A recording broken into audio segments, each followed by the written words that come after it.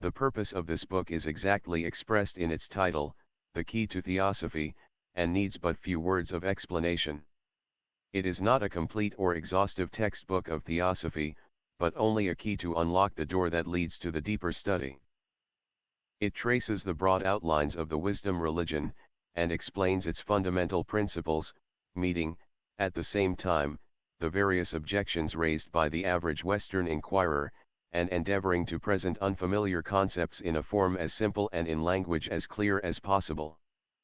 That it should succeed in making theosophy intelligible without mental effort on the part of the reader, would be too much to expect, but it is hoped that the obscurity still left is of the thought, not of the language, is due to depth, not to confusion. To the mentally lazy or obtuse, theosophy must remain a riddle, for in the world mental as in the world spiritual each man must progress by his own efforts. The writer cannot do the reader's thinking for him, nor would the latter be any the better off if such vicarious thought were possible.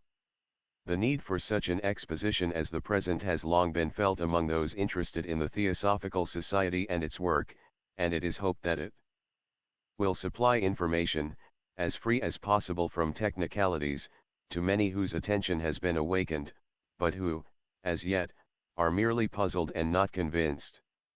Great care has been taken in disentangling some part of what 14 Preface is true from what is false in spiritualistic teachings as to the post-mortem life, and to showing the true nature of spiritualistic phenomena. Previous explanations of a similar kind have drawn much wrath upon the writer's devoted head, the spiritualists, like too many others, preferring to believe what is pleasant rather than what is true, and becoming very angry with anyone who destroys an agreeable delusion. For the past year Theosophy has been the target for every poisoned arrow of spiritualism, as though the possessors of a half-truth felt more antagonism to the possessors of the whole truth than those who had no share to boast of. Very hearty thanks are due from the author to many theosophists who have sent suggestions and questions, or have otherwise contributed help during the writing of this book. The work will be the more useful for their aid, and TNAT will be their best reward.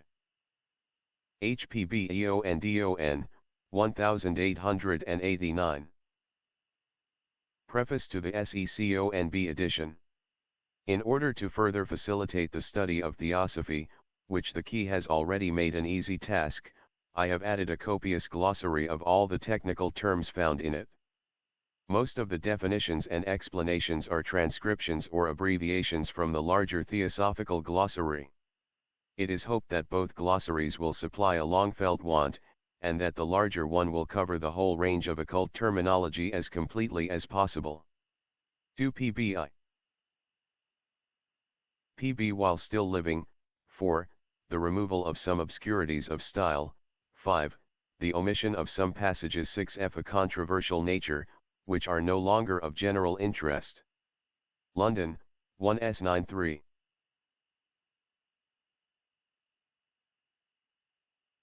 GRSM.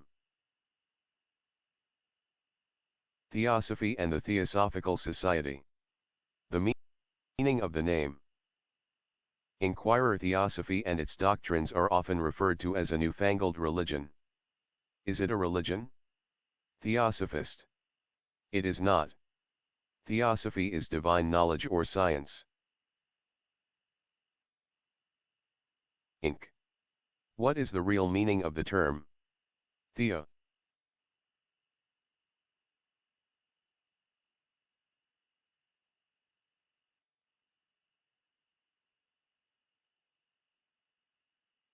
Divine wisdom, Theosophia, Zero Croe, or wisdom of the gods, as Theogonia, Oioiovia, genealogy of the gods. The word Zerocos means a god in Greek, one of the divine beings, certainly not God in the sense attached in our day to the term. Therefore, it is not wisdom of God, as translated by some, but divine wisdom such as that possessed by the gods. The term is many thousand years old. Inc. What is the origin of the name? Theology. It comes to us from the Alexandrian philosophers, called lovers of truth, Phileletheans, from phil loving, and a /r and ia, truth. The name Theosophy dates from the 3rd century of our era, and began with Ammonius Saccas and his disciples, who started the eclectic theosophical system, and were also called analogetists.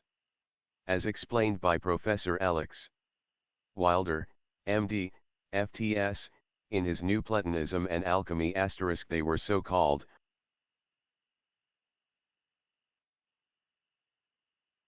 A sketch of the doctrines and principal teachers of the eclectic or Alexandrian school, also an outline of the interior doctrines of the alchemists of the Middle Ages.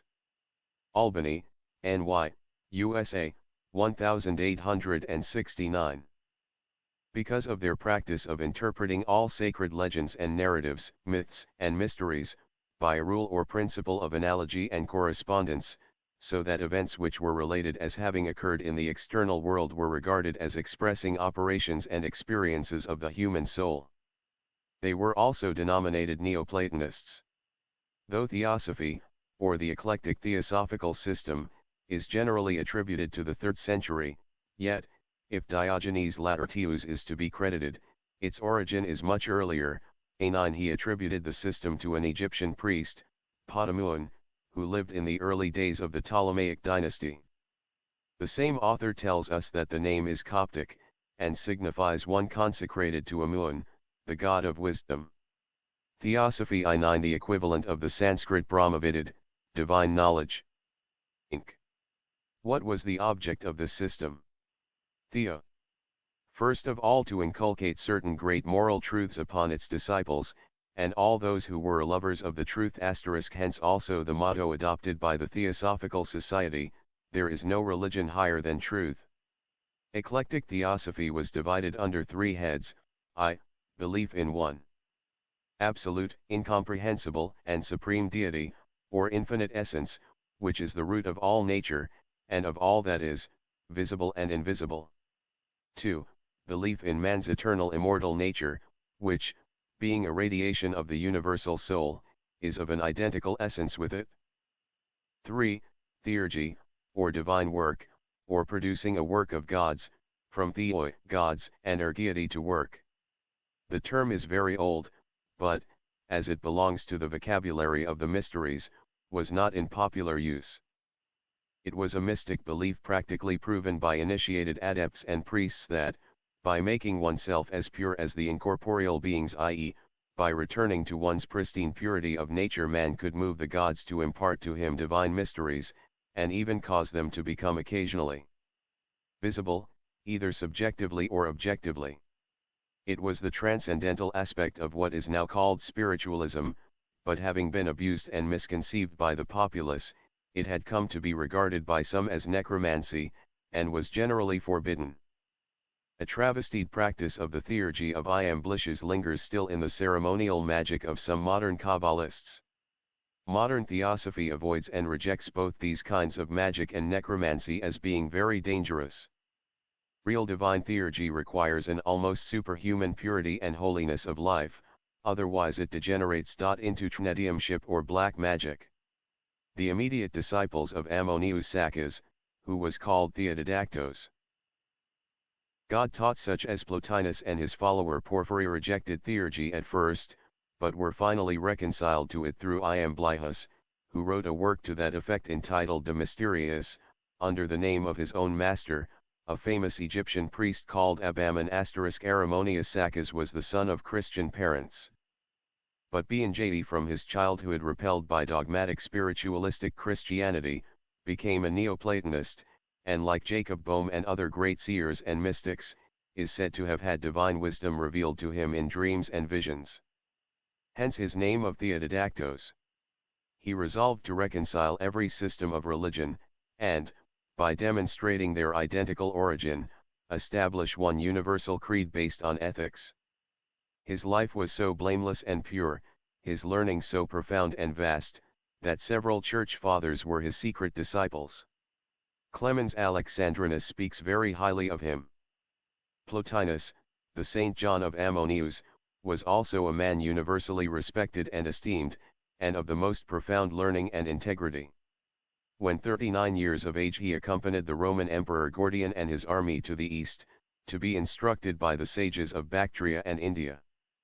He had a school of philosophy in Rome. Porphyry, his disciple, a Hellenized Jew, whose real name was Malek, collected all the writings of his master. Porphyry was also himself a great author, and gave an allegorical interpretation of some parts of Homer's writings. The system of meditation the Philhellethians resorted to was ecstasy, a system akin to Indian yoga practice.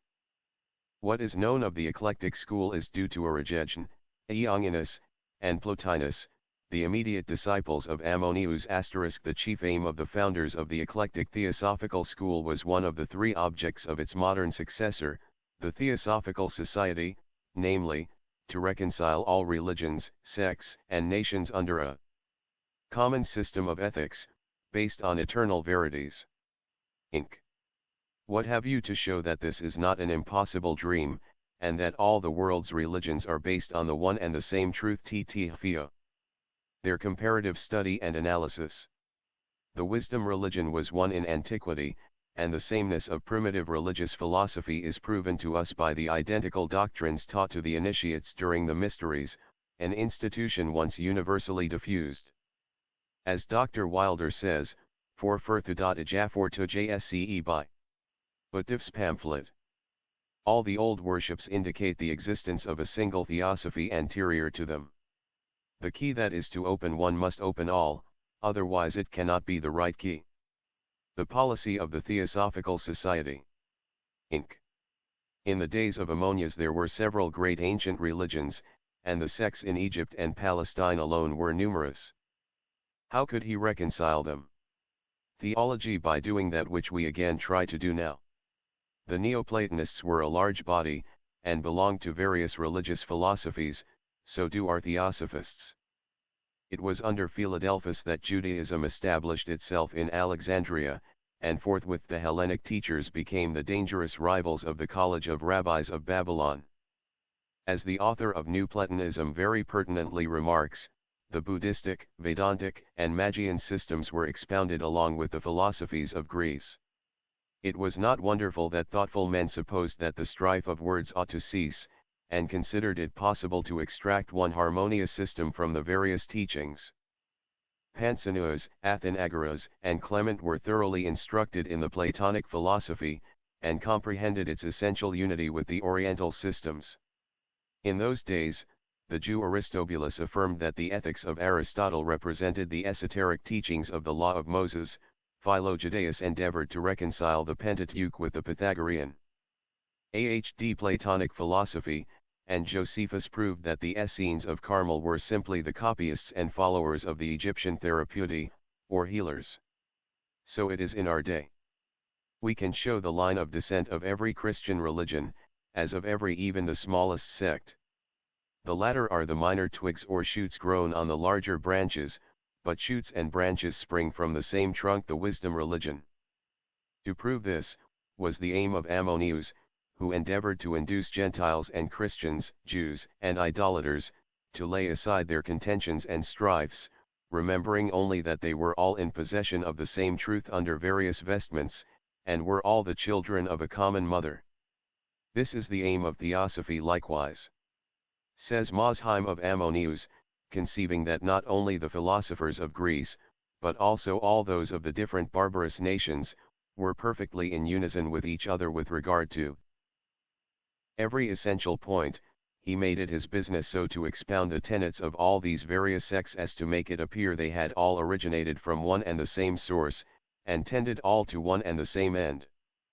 If the writer on Ammonius in Edinburgh Encyclopedia knows what he is talking about, then he describes the modern Theosophists, their beliefs and their work, for he says, speaking of the Theodidactos, he adopted the doctrines which were received in Egypt. The esoteric were those of India concerning the universe and the deity, considered as constituting one great whole, concerning the eternity of the world.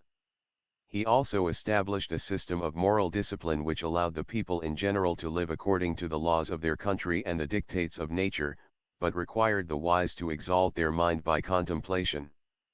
Inc. What are your authorities for saying all this of the ancient /Theosophists of Alexandria? Theology and almost countless number of well-known writers.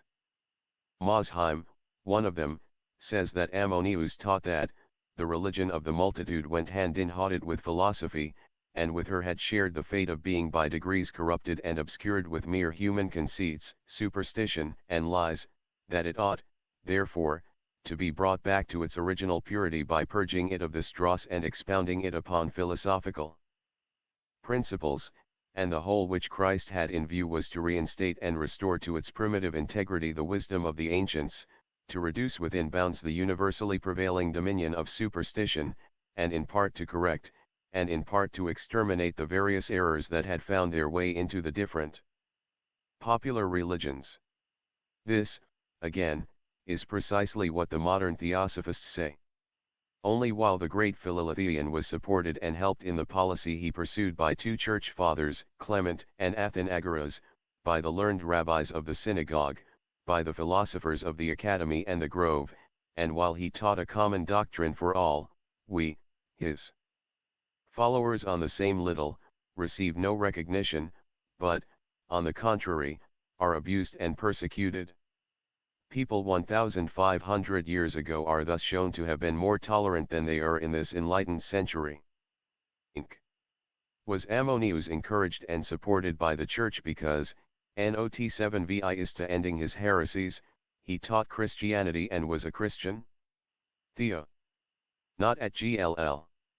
He was a Christian, but never accepted church Christianity. As said of him by Drive, Wilder, he had but to propound his instructions according to the ancient pillars of Hermes, which Plato and Pythagoras knew before, and from them, constituted their philosophy. Finding the same in the prologue of the Gospel according H2 Jobs, be very properly supposed that the purpose of Jesus was to restore the great doctrine of wisdom in its primitive integrity. The narratives of the Bible and the stories of the gods he considered to be allegories illustrative of the truth, or else fables to be rejected.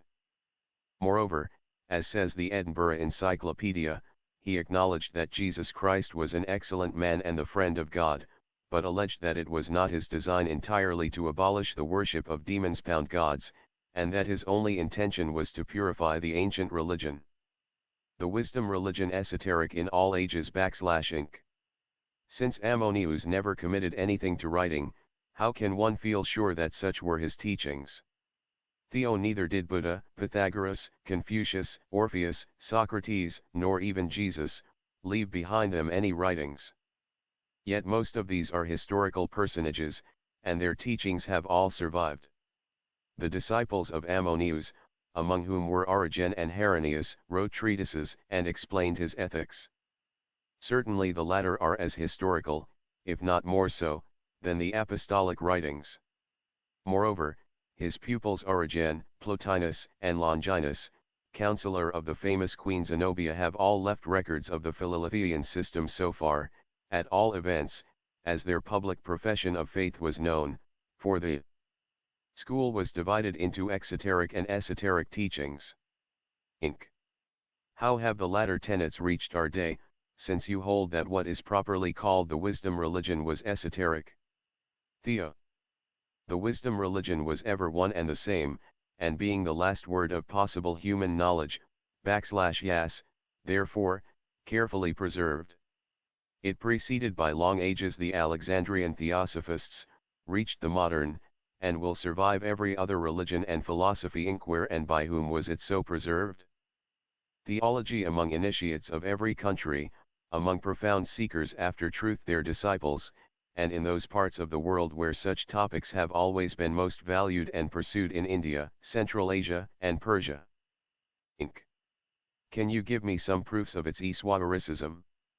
Theology. The best proof you can have of the fact is that every ancient religious, or rather philosophical, cult consisted of an esoteric or secret teaching, and an exoteric or outward public worship.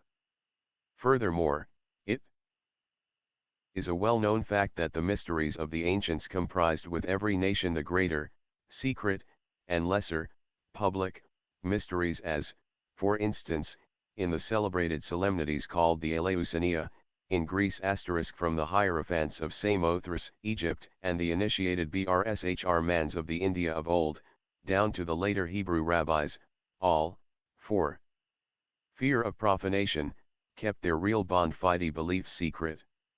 The Jewish rabbis called their secular religious series the Merkava, or exterior body, the vehicle, or covering which contains the hidden soul, their highest secret knowledge.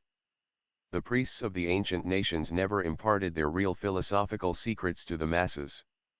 They allotted, to the latter only the husks. Northern Buddhism has its Gradaren schools.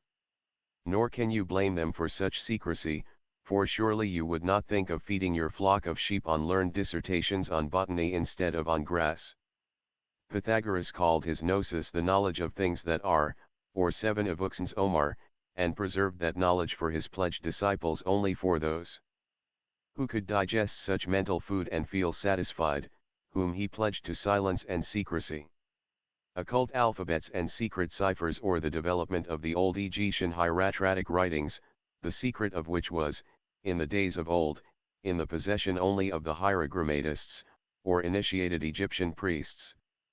Ammo-Masakas, as his biographers tell us, bound his pupils by oath not to divulge his higher doctrines except to those who had already been instructed in Ptolemy knowledge, and who were also bound by a pledge. Finally, do we not find the same also in early Christianity, among the Gnostics, and even the teachings of Christ? Did he not speak to the multitudes parables which had a twofold meaning, and explain his reasons only to use disciples? Tinto, he says, it is given to know the mystery of the kingdom of God, but unto them that are without, all these are done in parables. And the author of New Platonism tells Nit that, the Essenes of Judea and Carmel made similar distinctions, dividing their adherents into neophytes, brethren, and the perfect, or those initiated. Examples might be brought from Tavere country to this effect. Inc. Can you attain the secret wisdom simply by study? S.E. Klopdius defined Theosophy pretty much as Webster $$ dictionary does, I.E. Mark 4:11. As supposed intercourse with God and superior spirits, and consequent attainment of superhuman knowledge by physical or chemical processes is the sole theology. Think not. Nor is there any lexicographer capable of explaining, whether to himself or others, how superhuman knowledge can be attained by physical or chemical processes.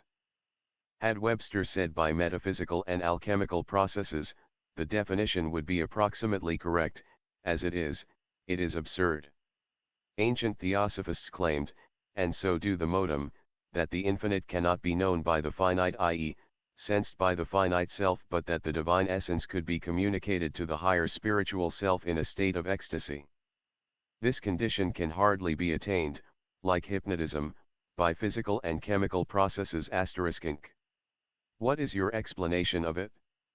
Theology. Real ecstasy was ed by Plotinus as the liberation of the mind from its finite consciousness, becoming one and identified with the infinite. This is the highest condition, says Drive. A Wilder, but not one of permanent duration, and it is reached only by the very, very few. It is, indeed, identical with that state which is known in India as samsthi. The latter is practiced by the yogis, who facilitate it physically by the greatest abstinence in food and drink, and mentally by an incessant endeavor to purify and elevate the mind. Meditation is silent and unuttered prayer, or, as Plato expressed it, the ardent turning of the soul toward God, not to ask any particular good as in the common meaning of prayer, but for good itself, for the universal supreme good of which we are a part on earth, and out of the essence of which we have all emerged. Therefore remain silent in the presence of the divine ones, till they remove the clouds from thy eyes and enable thee to see by the light which issues from themselves, not what appears as good to thee, but what is intrinsically good. This is what the scholarly author of New Platonism, Dr. A. Wilder, describes as spiritual photography. The soul is the camera in which facts and events, future, past, and present, are alike fixed, and the mind becomes conscious of them. Beyond our everyday world of limits, all is one day or state, the past and future comprised the present. Death is the last ecstasis on earth. Then the soul is freed from the constraint of the body, and its nobler part is united to higher nature and becomes partaker in the wisdom and foreknowledge of the higher beings. Real theosophy is, for the mystics, that state which Apollonius of Tyana was made to describe thus: I can see the present and the future as in a clear mirror. The sage need not wait for the vapors of the earth and the corruption of the air to foresee events. The Theoi% or gods, see the future; common men, the present; sages, that which is about to take place. The theosophy of the sages he speaks of, is well expressed in the assertion, the kingdom of God is within us. NQ. Theosophy, then, is not, as held by some, a newly devised scheme. Only ignorant people can thus refer to it. It is as old as the world, in its teachings and ethics, if not in name, as it is also the broadest and most Catholic system among all. EQ. How comes it, then, that theosophy has remained so unknown to the nations of the Western Hemisphere? Why should it have been a sealed book to races confessedly the most cultured and advanced? Theology, we believe there were nations as cultured in days of old and certainly more spiritually advanced than we are. But there are several reasons for this willing ignorance. One of them was given by St. Paul to the cultured Athenians: a loss, for long centuries, of real spiritual insight, and even interest, owing to their too great devotion to things of sense and their long slavery to the dead letter of dogma and ritualista. But the strongest reason for it lies in the fact that real theosophy has ever been kept secret. NQ. You have brought forward proofs that such secrecy has existed, but what takes the real cause for it? Theo. The causes for it were, firstly, the perversity of average human nature and its selfishness, always tending to the gratification of personal desires to the detriment of neighbors and next of kin. Such people could never be entrusted with divine secrets. Secondly, their unreliability keep the sacred and divine knowledge from desecration. It is the latter which led to the perversion of the most sublime truths and symbols, to the gradual transformation of things spiritual into anthropomorphic concrete and gross imagery, in other words, to the dwarfing of the JD idea and to idolatry. Theosophy is not Buddhism. ENQ. You are of spoken of as esoteric Buddhists. Are you all followers of Gautama Buddha? Theology no more than musicians are all followers of Wagner. Some of us are Buddhists by religion, yet there are far more Hindus and Brahmans than Buddhists among us, and more Christian-born Europeans and Americans than converted Buddhists. The mistake has arisen from a misunderstanding of the real meaning of the title of Mr. A. P. Sinnott's excellent work. Esoteric Buddhism. The last word ought to have been spelt with one, instead of two, ds, for then Buddhism would have meant what it was intended for, namely wisdom religion. From Bodhika F. Bodhi 9 Intelligence, Wisdom, instead of Buddhism, Gautama's religious philosophy. Theosophy, as already said, is the wisdom religion. Inc. What is the difference between Buddhism, the religion founded by the Prince of Kapilavastu, and Buddhism, the wisdom religion which you say is synonymous with theosophy? Theology. Just the same difference as there is between the later ritualism and dogmatic theology of the churches and sects and the secret feastings of Christ, which are called the mysteries of the kingdom of heaven. Buddha means the enlightened by bodha, or understanding, wisdom. This has passed root and branch into the esoteric teachings that Gautama imparted to his chosen arhats only. Inc. But some Orientalists deny that Buddha ever taught any esoteric doctrine at all. Theology. They may as well deny that nature has any hidden secrets for men of science. Further on I will prove it by Buddha's conversation with his disciple Ananda. His esoteric teachings were simply the Guptavidas, or secret knowledge, of the ancient Brahmins, the key to which their modern successors have, with few exceptions, completely lost. and this Vidyas has passed into what is now known as the inner teachings of the Mahayana and Na school of Northern Buddhism.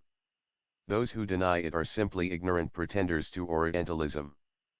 I advise you to read the Reverend Mr. Edkins' Chinese Buddhism, especially the chapters on the exoteric and esoteric schools and teachings, and then compare the testimony of the whole ancient world upon the subject.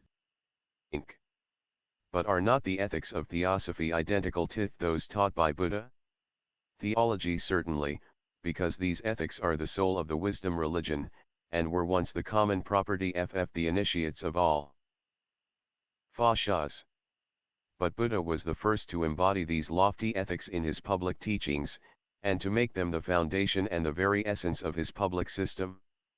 It is herein that lies the immense difference between exoteric Buddhism and every other religion. For while in other religions ritualism and dogma hold the first and most important place, in Buddhism it is the ethics which have always been the most insisted upon. This accounts for the resemblance, amounting almost to identity, between the ethics of Theosophy and those of the religion of Buddha. Inc. Are there any points of differing? Theology. One great distinction between Theosophy and exoteric Buddhism is that the latter, represented by the Southern Church, entirely denies, a. the existence of any deity, and, b. any conscious post-mortem life, or even any self-conscious surviving individuality in man. Such at least is the teaching of the Siamese sect, now considered as the purest form of exoteric Buddhism. And it is so, if we refer only to Buddha's public teachings. The reason for such reticence on his part I will give further on. But the schools of the Northern Buddhist Church, established in those countries to which his initiated arhats retired after the master's death, teach all that is now called theosophical doctrines. Because they form part of the knowledge of the initiates, thus proving how the truth has been sacrificed to the dead letter by the too zealous orthodoxy of Southern Buddhism. But how much grander and more noble, more philosophical and scientific, even in its dead letter, is this teaching than that of any other church or religion. Yet Theosophy is not Buddhism. Exoteric and esoteric Theosophy. What the modern Theosophical Society is not NQ. Your doctrines, then, are not a revival of Buddhism, nor are they entirely copied from the Neoplatonic Theosophy. They are not. But to these questions I cannot give you a better answer than by quoting from a paper read on Theosophy by Drive. J. D. Buck, FTS, before the last Theosophical Convention, at Chicago, 3, USA, April, 1889. No living Theosophist has better expressed and understood the real essence of Theosophy than our honored friend Drive. Buck. The Theosophical Society was organized for the purpose of promulgating the theosophical doctrines, and for the promotion of the theosophic life. The present Theosophical Society is not the first of its kind. I have a volume entitled, Theosophical Transactions of the Philadelphian Society, published in London in 1697. And another with the following title, Introduction to Theosophy, or the Science of the Mystery of Christ, that is, of deity, nature, and creature, embracing the philosophy of all the working powers of life, magical and spiritual, and forming a practical guide to the sublimest purity, sanctity, and evangelical perfection. Also to the attainment of divine vision, and the holy angelic arts, potencies, and other prerogatives of the regeneration, published in London in 1855. The following is the dedication of this volume, to the students of universities, colleges, and schools of Christendom *to professors of metaphysical, mechanical, and natural science in all its forms, to men and women of education generally, of fundamental orthodox faith, to deists, Arians, Trinitarians * Swedenborgians, and other defective and ungrounded creeds, rationalists, and skeptics of every kind, to just-minded and enlightened Mohammedans, Jews, and Oriental patriarch religionists, but especially to the gospel minister and missionary, whether to the barbaric or intellectual peoples. This Introduction to Theosophy, or the Science of the Ground and Mystery of All Things, is most humbly and affectionately dedicated * in the following year 1856, another volume was issued, Royal Octavo, of 600 nRT and LN 13 pages, diamond type, of Theosophical Miscellanies. Of the last named work 500 copies only were issued, for gratuitous distribution to libraries and universities.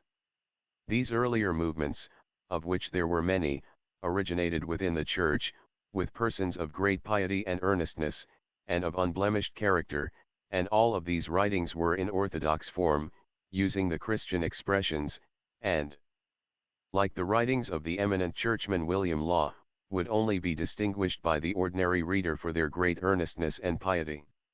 These were all but attempts to derive and explain the deeper meanings and original import of the Christian scriptures, and to illustrate and unfold the Theosophic life. These works were soon forgotten, and are now generally unknown. They sought to reform the clergy and revive genuine piety, and were never welcomed. That one word, heresy, was sufficient to bury them in the limbo of all such utopias. At the time of the Reformation, John Reuchlin made a similar attempt with the same result, though he was the intimate and trusted friend of Luther. Orthodoxy never desired to be informed and enlightened. These reformers were informed, as was Paul by Festus, that too much learning had made them mad, and that it would be dangerous to go farther.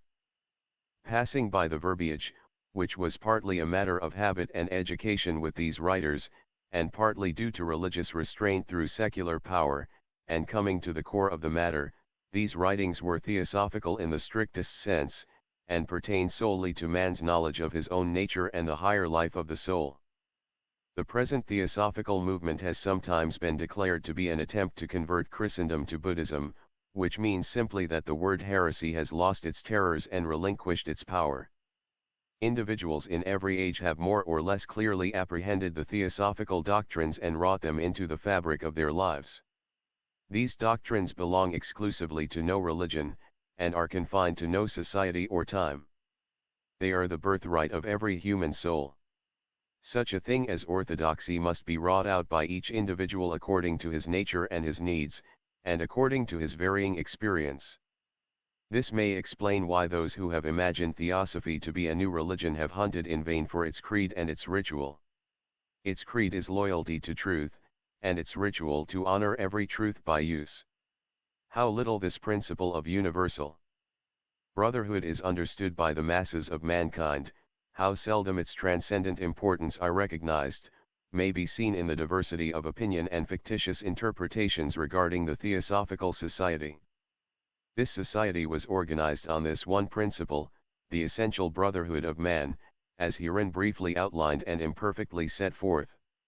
It has been assailed as Buddhistic and anti-Christian, as though it could be both these together, when both Buddhism and Christianity, as set forth by their inspired founders, make brotherhood the one essential of doctrine and of life. Theosophy has been also regarded as something new under the sun, or at best as old mysticism masquerading under a new name. While it is true that many societies founded upon, and united to support, the principles of altruism, or essential brotherhood, have borne various names, it is also true that many have also been called theosophic, and with principles and aims as the present society bearing that name. With these societies, one and all, the essential doctrine has been the same, and all else has been incidental, though this does not obviate the fact that many persons are attracted to the incidentals who overlook or ignore the essentials. No better or more explicit answer by a man who is one of our most esteemed and earnest theosophists could be given to your questions. Inc. Which system do you prefer or follow, in that case, besides Buddhistic ethics? Theology none, and all. We hold to no religion, and to no philosophy in particular, we call the good we find in each. But here, again, it must be stated that, like all other ancient systems, Theosophy is divided into exoteric and esoteric sections. Inc. What is the difference? Theo. The members of the Theosophical Society at large are free to profess whatever religion or philosophy they like, None if they so prefer, provided they are in sympathy with, and ready to carry out one or more of the three objects of the association. The Society is a philanthropic and scientific body for the propagation of the idea of brotherhood on practical instead of theoretical lines. The fellows may be Christians or Mussulmans, Jews or Parsis, Buddhists or Brahmins, spiritualists or materialists, it does not matter, but every member must be either a philanthropist, or a scholar, a searcher into Aryan and other old literature, or a psychic student. In short, he has to help, if he can, in the carrying out of at least one of the objects of the program. Otherwise he has no reason for becoming a fellow. Such are the majority of the exoteric society, composed of attached and unattached members. These may, or may not, become theosophists de facto. Members they are, by virtue of their having joined the society, but the latter cannot make a theosophist of one who has no sense for the divine fitness of things, or of him who understands theosophy in his own, if the expression may be used, sectarian and egotistic way. Handsome is, as handsome does could be paraphrased in this case and made to ton, theosophist is, who theosophy does. Theosophists and members of the Theosophical Society, Inc. This applies to lay members, as I understand. And what of those who pursue the esoteric study, cf. Theosophy? Are they the real theosophists? An attached member means one who has joined some particular branch of the Theosophical Society. Unattached, one who belongs to the society at large, has his diploma from the headquarters, Adimr, Madras, but is connected with no branch or lodge. Theology not necessarily, they have proven themselves to be such. They have entered the inner group and pledged themselves to carry out, as strictly as they can, the rules of the occult body.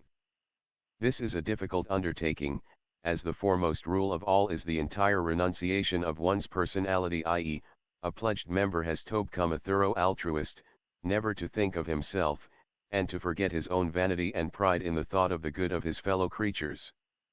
Besides that of his fellow brothers in the esoteric circle. He has to live, if the esoteric instructions shall profit him, a life of abstinence in everything, of self-denial and strict morality, doing his duty by all men. The few real theosophists in the TS are among these members. This does not imply that outside of the TS and the inner circle, there are no theosophists, for there are, and more than people know of, certainly far more than are found among the lay members of the TS Inc.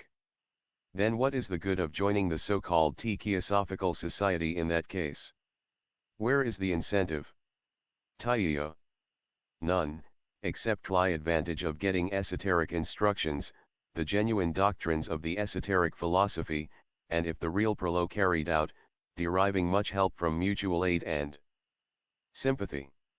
Union is strength and harmony, and well-regulated simultaneous efforts produce wonders. This has been the secret of all associations and communities since mankind existed. Inc. But why could not a man of well-balanced mind and singleness of purpose, say, of indomitable energy and perseverance, become an occultist and even an adept if he works alone? He may, but there are 10,000 chances against one that he will fail. For one reason out of many others, no books on occultism or theurgy exist in our day which give out the secrets of alchemy or medieval theosophy in plain language. All are symbolical or in parables, and as the key to these has been lost for ages in the West, how can a man learn the correct meaning of what he is reading and studying? Therein lies the greatest danger, one that leads to unconscious black magic or the most helpless mediumship. He who has not an initiate for a master had better leave the dangerous study alone. Look around you and observe. While 2/3 of civilized society ridicule the mere notion that there is anything in theosophy, occultism, spiritualism, or in the Kabbalah, the other third is composed of the most heterogeneous and opposite elements. Some believe in the mystical, and even in the supernatural, but each believes in his own way. Others will rush single-handed into the study of the Kabbalah, psychism, mesmerism, spiritualism, or some form or another of mysticism. Result: no two men think alike, no two are agreed upon any fundamental occult principles, though many are those who claim for themselves the ultima thule of knowledge, and would make outsiders believe that they are full-blown adepts.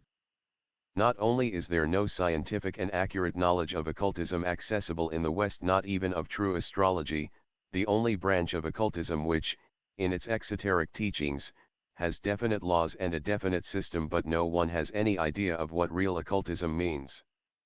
Some limit ancient wisdom to the Kabbalah and the Jewish Zohar, which each interprets in his own way according to the dead letter of the rabbinical methods. Others regard Swedenborg or Bohm as the ultimate expressions of the highest wisdom, while others again see in mesmerism the great secret of ancient magic. One and all of those who put their theory into practice are rapidly drifting, through ignorance, into black magic. Happy are those who escape from it, as they have neither test nor criterion by which they can distinguish between the true and the false. Inc. Are we to understand that the inner group of the TS claims to learn what it does from real initiates or masters of esoteric wisdom? Theo. Not directly. The personal presence of such masters is not required. Suffice it if they give instructions to some of those who have studied under their guidance for years, and devoted their whole lives to their service. Then, in turn, these can give out the knowledge so imparted to others, who had no such opportunity. A portion of the true sciences is better than a mass of undigested and misunderstood learning. An ounce of gold is worth a ton of dust. Inc. But how is one to know whether the ounce is real gold or only a counterfeit? Theology. A tree is known by its fruit, a system by its results. When our opponents are able to prove to us that any solitary student of occultism throughout the ages has become a saintly adept like Amomau, or even a Plotinus, or a theurgist like Iamblichus, or achieved feats such as are claimed to have been done by St. Germain, without any master to guide him, and all this without being a medium, a self-deluded psychic, or a charlatan, then shall we confess ourselves mistaken. But till then, Theosophists prefer to follow the proven natural law of the tradition of the sacred science. There are mystics who have made great discoveries in chemistry and physical sciences, almost bordering on alchemy and occultism, others who, by the sole aid of their genius, have rediscovered portions, if not the whole, of the lost alphabets of the mystery language, and are, therefore, able to read correctly Hebrew scrolls. Others still, who, being seers, have caught wonderful glimpses of the hidden secrets of nature. But all these are specialists. One is a theoretical inventor, another a Hebrew, i.e., a sectarian Kabbalist, a third a Swedenborg of modern times, denying all and everything outside of his own particular science or religion. Not one of them can boast of having produced a universal or even a national benefit thereby, or a benefit even to himself. With the exception of a few healers of that class which the Royal College of Physicians or Surgeons would call quacks, none have helped with their science humanity, or even a number of men of the same community. Where are the Chaldees of old, those who wrought marvelous cures, not by charms but by simples? Where is an Apollonius of Tyana, who healed the sick and raised the dead under any climate and circumstances? We know some specialists of the former class even in Europe, but of the latter, only in Asia, where the secret of the yogi to live in death is still preserved. Inc. Is the production of such healing adepts the aim of Theosophy? Theology. Its aims are several, but the most important are those which are likely to lead to the relief of human suffering under any or every form, moral as well as physical. And we believe the former to be far more important than the latter.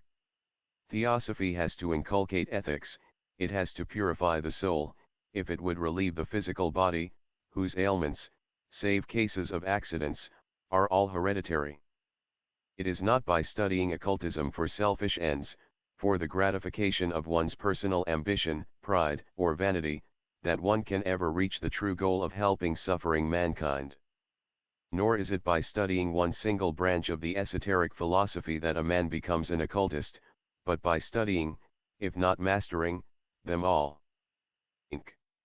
Is help, then, to reach this most important aim, given only to those who study the esoteric sciences, theology not at all. Every lay member is entitled to general instruction if he only wants it, but few are willing to become what is called working members, and most prefer to remain the drones of Theosophy. Sophie.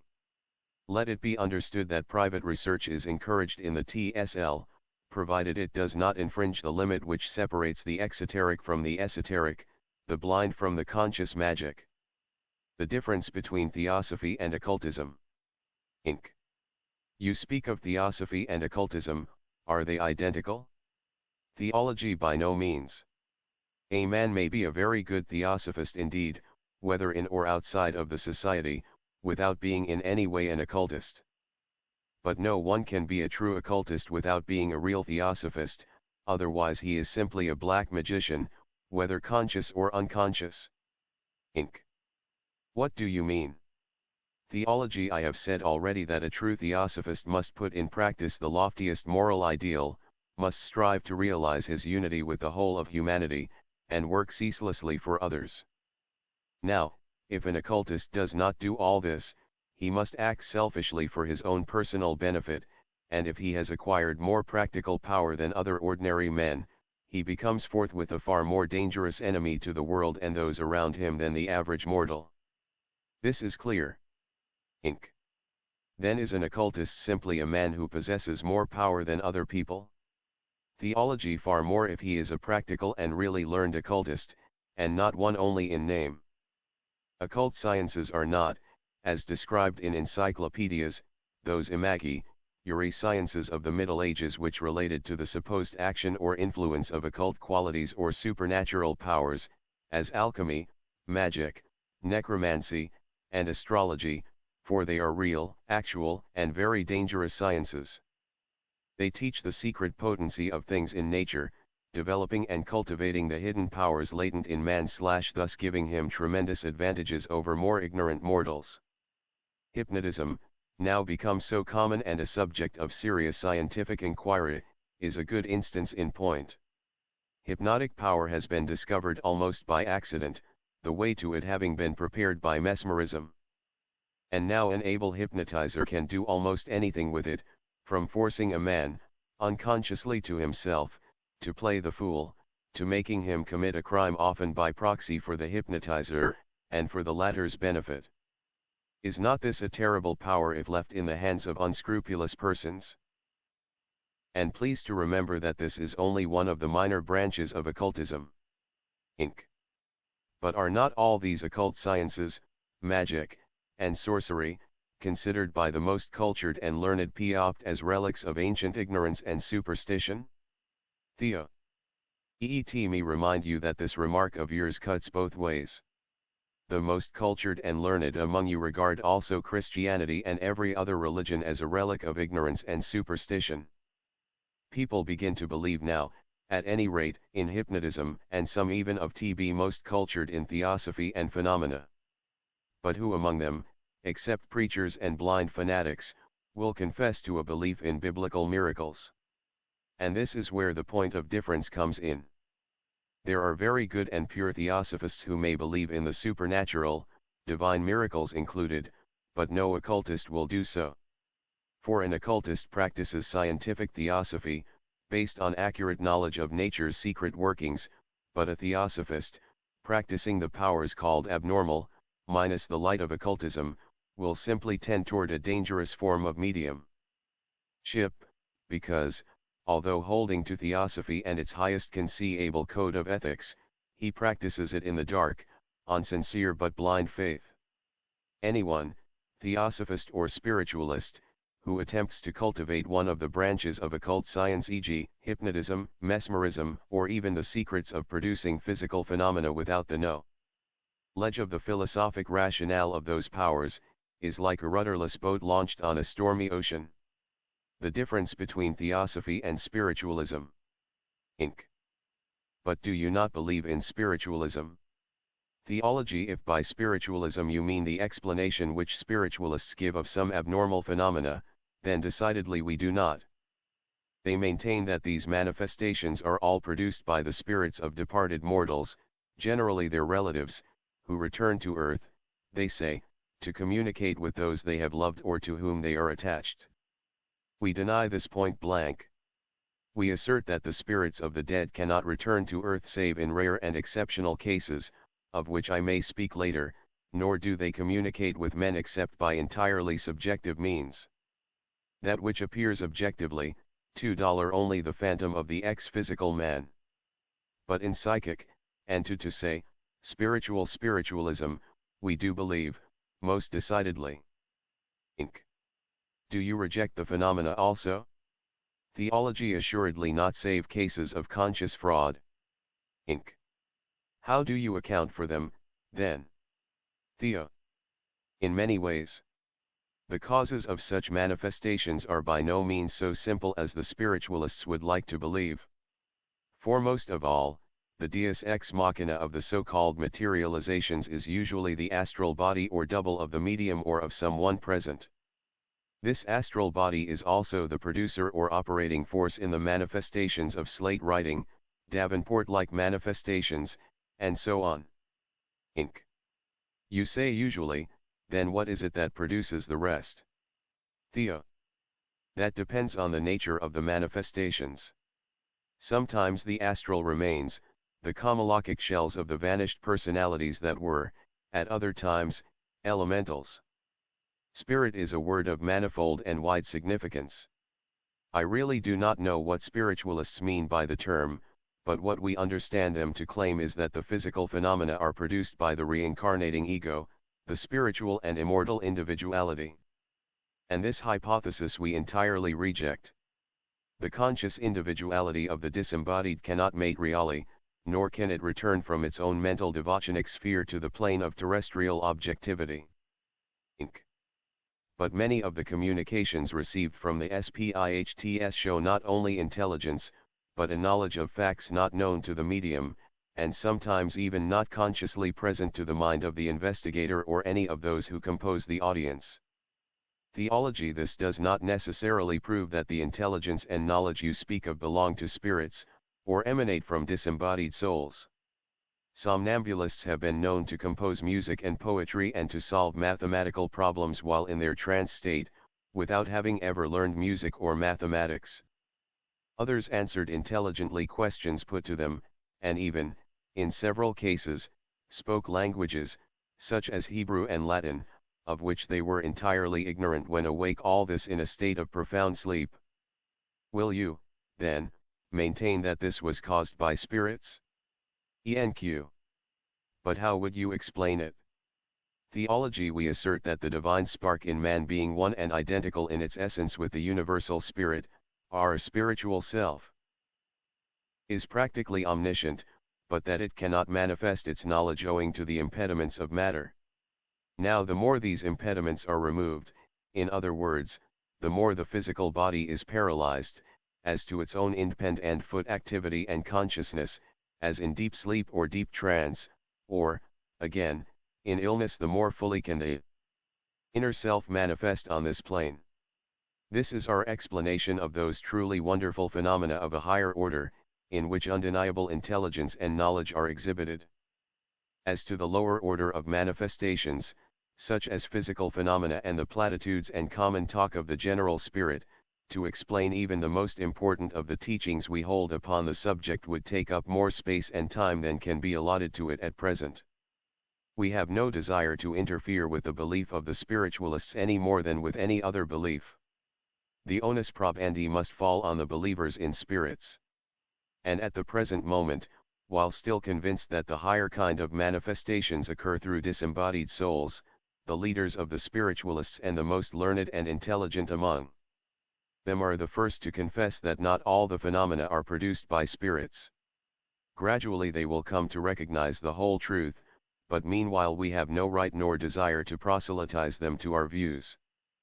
The less so, as in the cases of purely psychic and spiritual manifestations we believe in the intercommunication of the spirit of the living man with that of disembodied personalities.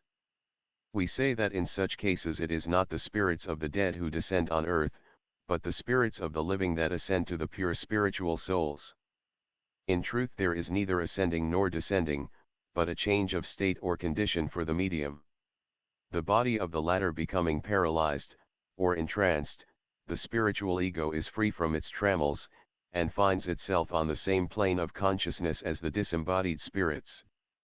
Hence, if there is any spiritual attraction between the two, they can communicate as often occurs in dreams.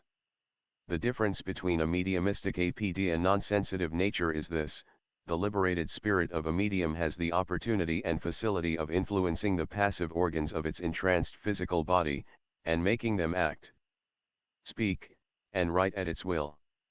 The ego can make it repeat, echo-like, and in human language, the thoughts and ideas of the disembodied entity, as well as its own. But the non-receptive or non-sensitive organism of one who is very positive cannot be so influenced. Hence, although there is hardly a human being whose ego does not hold free intercourse, during the sleep of its body, with those whom it loved and lost, yet, on account of the positiveness and non-receptivity of its physical envelope and brain, no recollection, or a very dim, dream-like remembrance, lingers in the memory of the person when once awake. Inc. This means that you reject the philosophy of spiritualism in toto. Theology, if by philosophy you mean its crude theories, we do. But it has no philosophy, in truth. The best, the most intellectual and earnest defenders of spiritualism say so. Their fundamental and only unimpeachable truth, namely, that phenomena occur through mediums controlled by invisible forces and intelligences, no one, except a blind materialist of the Huxley Big Toe school, will or can deny. With regard to their philosophy, however, let me quote to you what the able editor of Light, than whom the spiritualists will find no wiser nor more devoted champion, says of them and their philosophy. This is what M. A. Oxon, one of the very few philosophical spiritualists, writes: with respect to their lack of organization and blind bigotry, it is worthwhile to look steadily at this point, for it is a vital moment. We have an experience and a knowledge beside which all other knowledge is comparatively insignificant. The ordinary spiritualist waxes wroth if anyone ventures to impugn his assured knowledge of the future and his absolute certainty of the life to come. Where other men have stretched forth feeble hands groping into the dark future, he walks boldly as one who has a chart and knows his way. Where other men have stopped short at a pious aspiration or have been content with a hereditary faith, it is his boast that he knows what they only believe, and that out of his rich stores he can supplement the fading faiths built only upon hope. He is magnificent in his dealings with man's most cherished expectations. You hope, he seems to say, for that which I can demonstrate. You have accepted a traditional belief in what I can experimentally prove according to the strictest scientific method. The old beliefs are fading, come out from them and be separate. They contain as much falsehood as truth. Only by building on a sure foundation of demonstrated fact can your superstructure be stable. All round you old faiths are toppling. Avoid the crash and get you out. When one comes to deal with this magnificent person in a practical way, what is the result? Very curious and very disappointing. He is so sure of his ground that he takes no trouble to ascertain the interpretation which others put upon his facts. The wisdom of the ages has concerned itself with the explanation of what he rightly regards as proven, but he does not turn a passing glance on its researches. He does not even agree altogether with his brother spiritualist. It is the story over again of the old Scotch body who, together with her husband, formed a kirk. They had exclusive keys to heaven, or, rather, she had, for she was a certain Abu Jamie. So the infinitely divided and subdivided and resin-divided sects of spiritualists shake their heads, and are a certain Abu one another. Again, the collective experience of mankind is solid and unvarying on this point, that union is strength, and disunion a source of weakness and failure. Shoulder to shoulder, drilled and disciplined, a rabble becomes an army, each man a match for 100 of the untrained men that may be brought against it. Organization in every department of man's work means success, saving of time and labor, profit and development. Want of method, want of plan, haphazard work, fitful energy, undisciplined effort, these mean bungling failure. The voice of humanity attests the truth. Hos the spiritualist accept the verdict and act copyright and the conclusion? Verily, no. He refuses to organize. He is a law unto himself and a thorn in the side of his neighbors *KNQ. I was told that the Theosophical Society was originally founded to crush spiritualism and belief in the survival of the individuality in man, Theo. You are misinformed. Our beliefs are all founded on that immortal individuality. But then, like so many others, you confuse personality with individuality. Your Western psychologists do not seem to have established any clear distinction between the two. Yet it is precisely that difference which gives the keynote to the understanding of Castern philosophy, and which lies at the root of the divergence between the theosophical and spiritualistic teachings. And though it may draw upon us still more the hostility of some spiritualists, yet I must state here that it is Theosophy which is the true and unalloyed spiritualism, while the modern scheme of that name is, as now practiced by the masses, simply transcendental materialism. KNTQ. Please explain your idea more clearly. Theology. What I mean is that though our teachings insist upon the identity of spirit and matter, and though we say that spirit is potential matter, and matter simply crystallized spirit, just as ice is solidified steam, yet since the original and eternal condition of the ice is not spirit but superspirit / so to speak visible and solid matter being simply its periodical manifestation, we maintain that the term spirit can only be applied to the true individuality, 3 pound JSR pound. But what is the distinction between this true individuality and the I or ego of which we are all conscious? Theo. Before I can answer you, we must argue upon what you mean by I or ego. We distinguish between the simple fact of LTGHT, June Ond, 1889. Self-consciousness, the simple feeling that I am I, and the complex thought that 44 I am Mr. Smith or Mrs. Brown / believing as we do in a series of births for the same ego, or reincarnation. This distinction is the fundamental pivot of the whole idea. You see, 44 Mr. Smith really means a long series of daily experiences strung together by the thread of memory, and forming what 44 Mr. Smith calls 44 himself. But none of these 44 experiences are really the 44 one or the ego, nor do they give 44 Mr. Smith the feeling that he is himself, for he forgets the greater part of his daily experiences, and they produce the feeling of egoity in him only while they last. We Theosophists, therefore, distinguish between this bundle of 44 experiences, which we call the false, because so finite and evanescent, personality, and that element in man to which the feeling of 44 one AMI is due. It is this 44 IMI which we call the true individuality, and we say that this ego or individuality, like an actor, plays many parts on the stage of life *. Let us call every new life on earth of the same ego a night on the stage of a theater.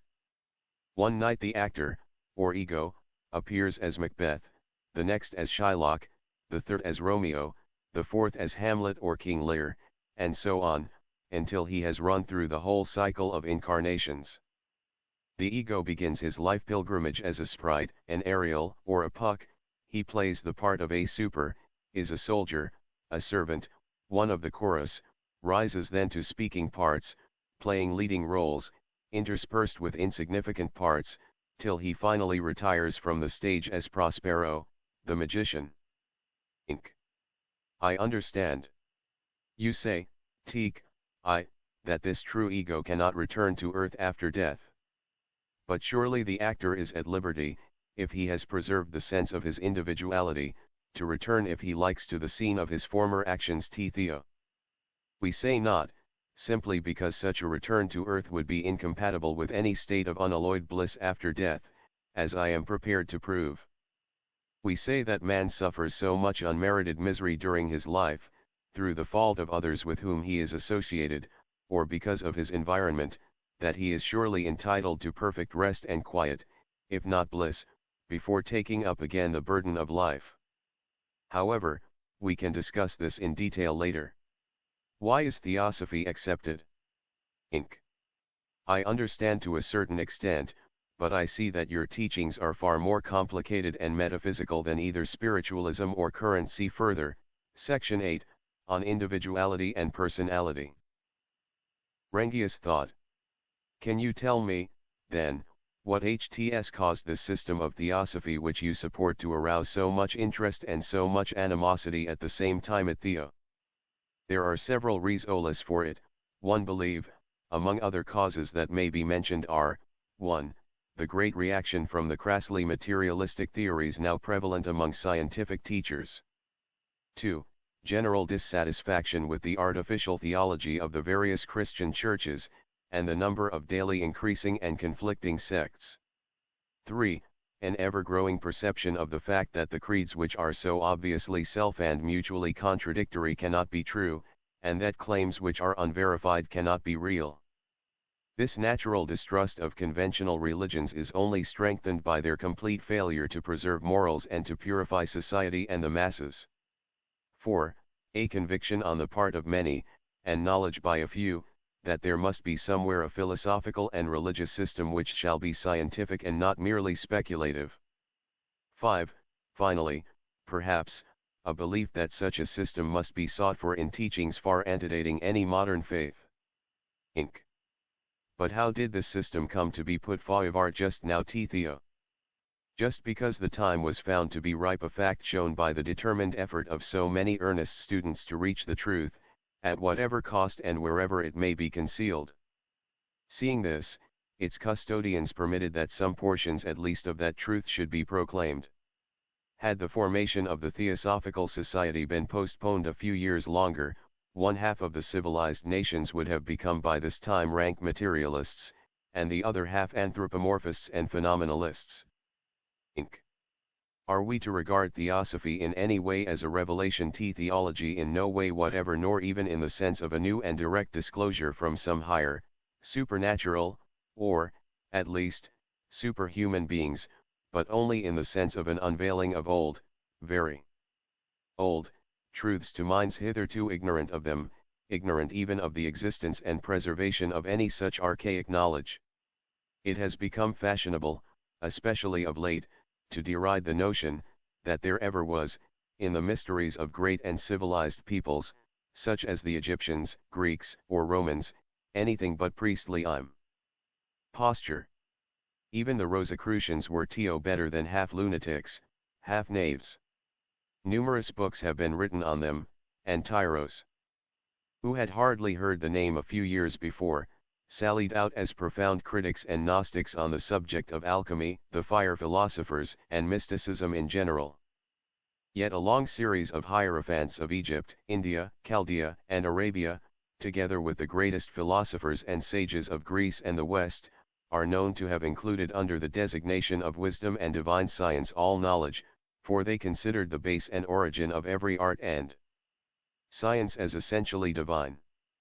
Plato regarded the mysteries as most sacred, and Clemens Alexandrinus, who had been himself initiated into the Eleusinian mysteries, has declared that the doctrines taught therein contained in them the end of all human knowledge. Were Plato and Clemens two knaves or two fools, we wonder, or both? Inc. You spoke of animosity.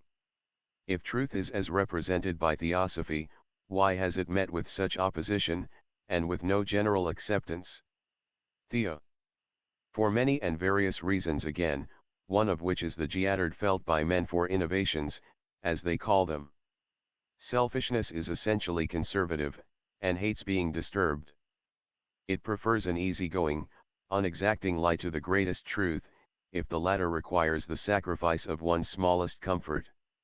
The power of mental inertia is great in anything that does not promise immediate benefit and reward.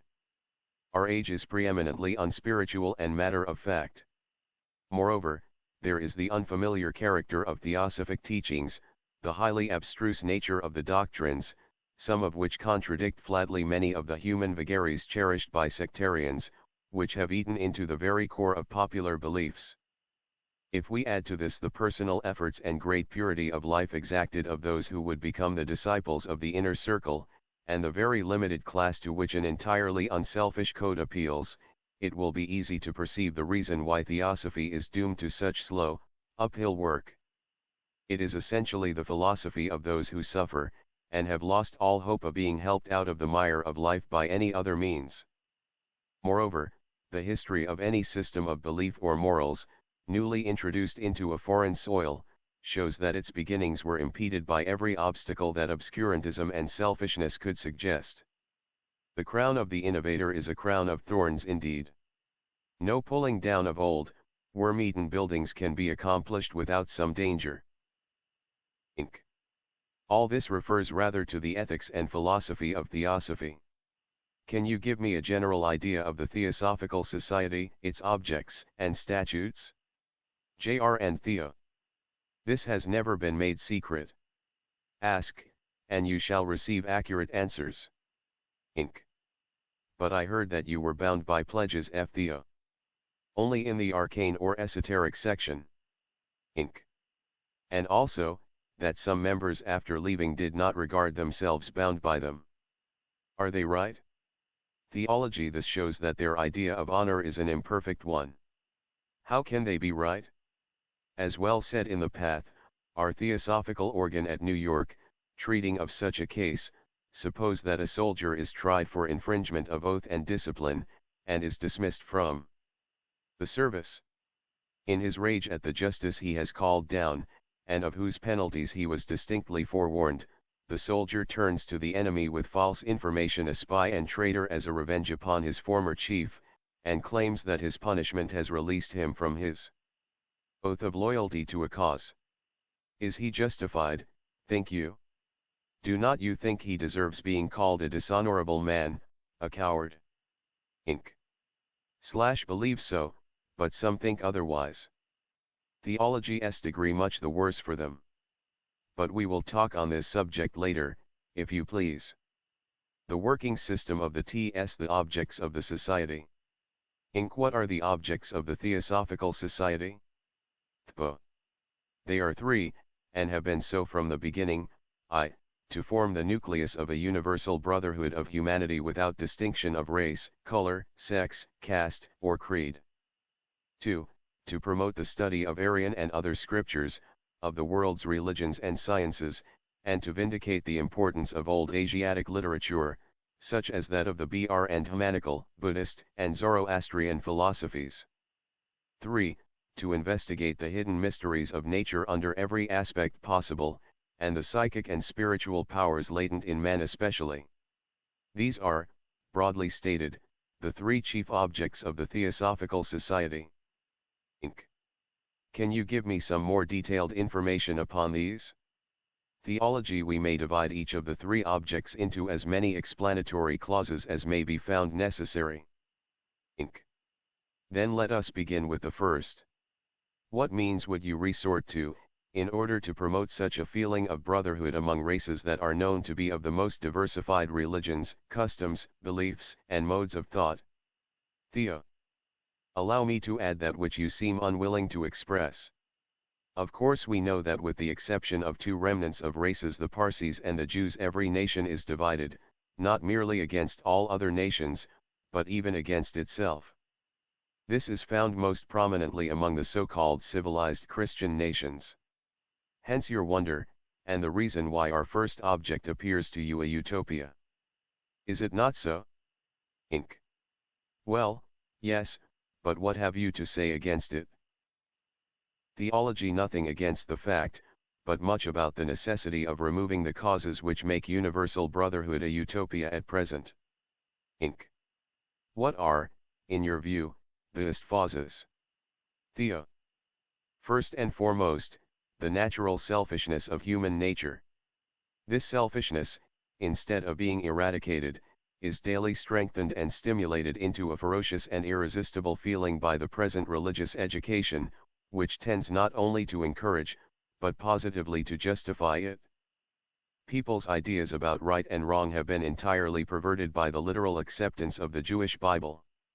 All the unselfishness of the altruistic teachings of Jesus has become merely a theoretical subject for pulpit oratory, while the precepts of practical selfishness taught in the Mosaic Bible, against which Christ so vainly preached, have become ingrained into the innermost life of the Western nations.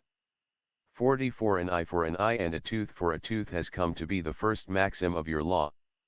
Now, I state openly and fearlessly, that the perversity of this doctrine and of so many others Theosophy alone can eradicate. The common origin of man Inc. How?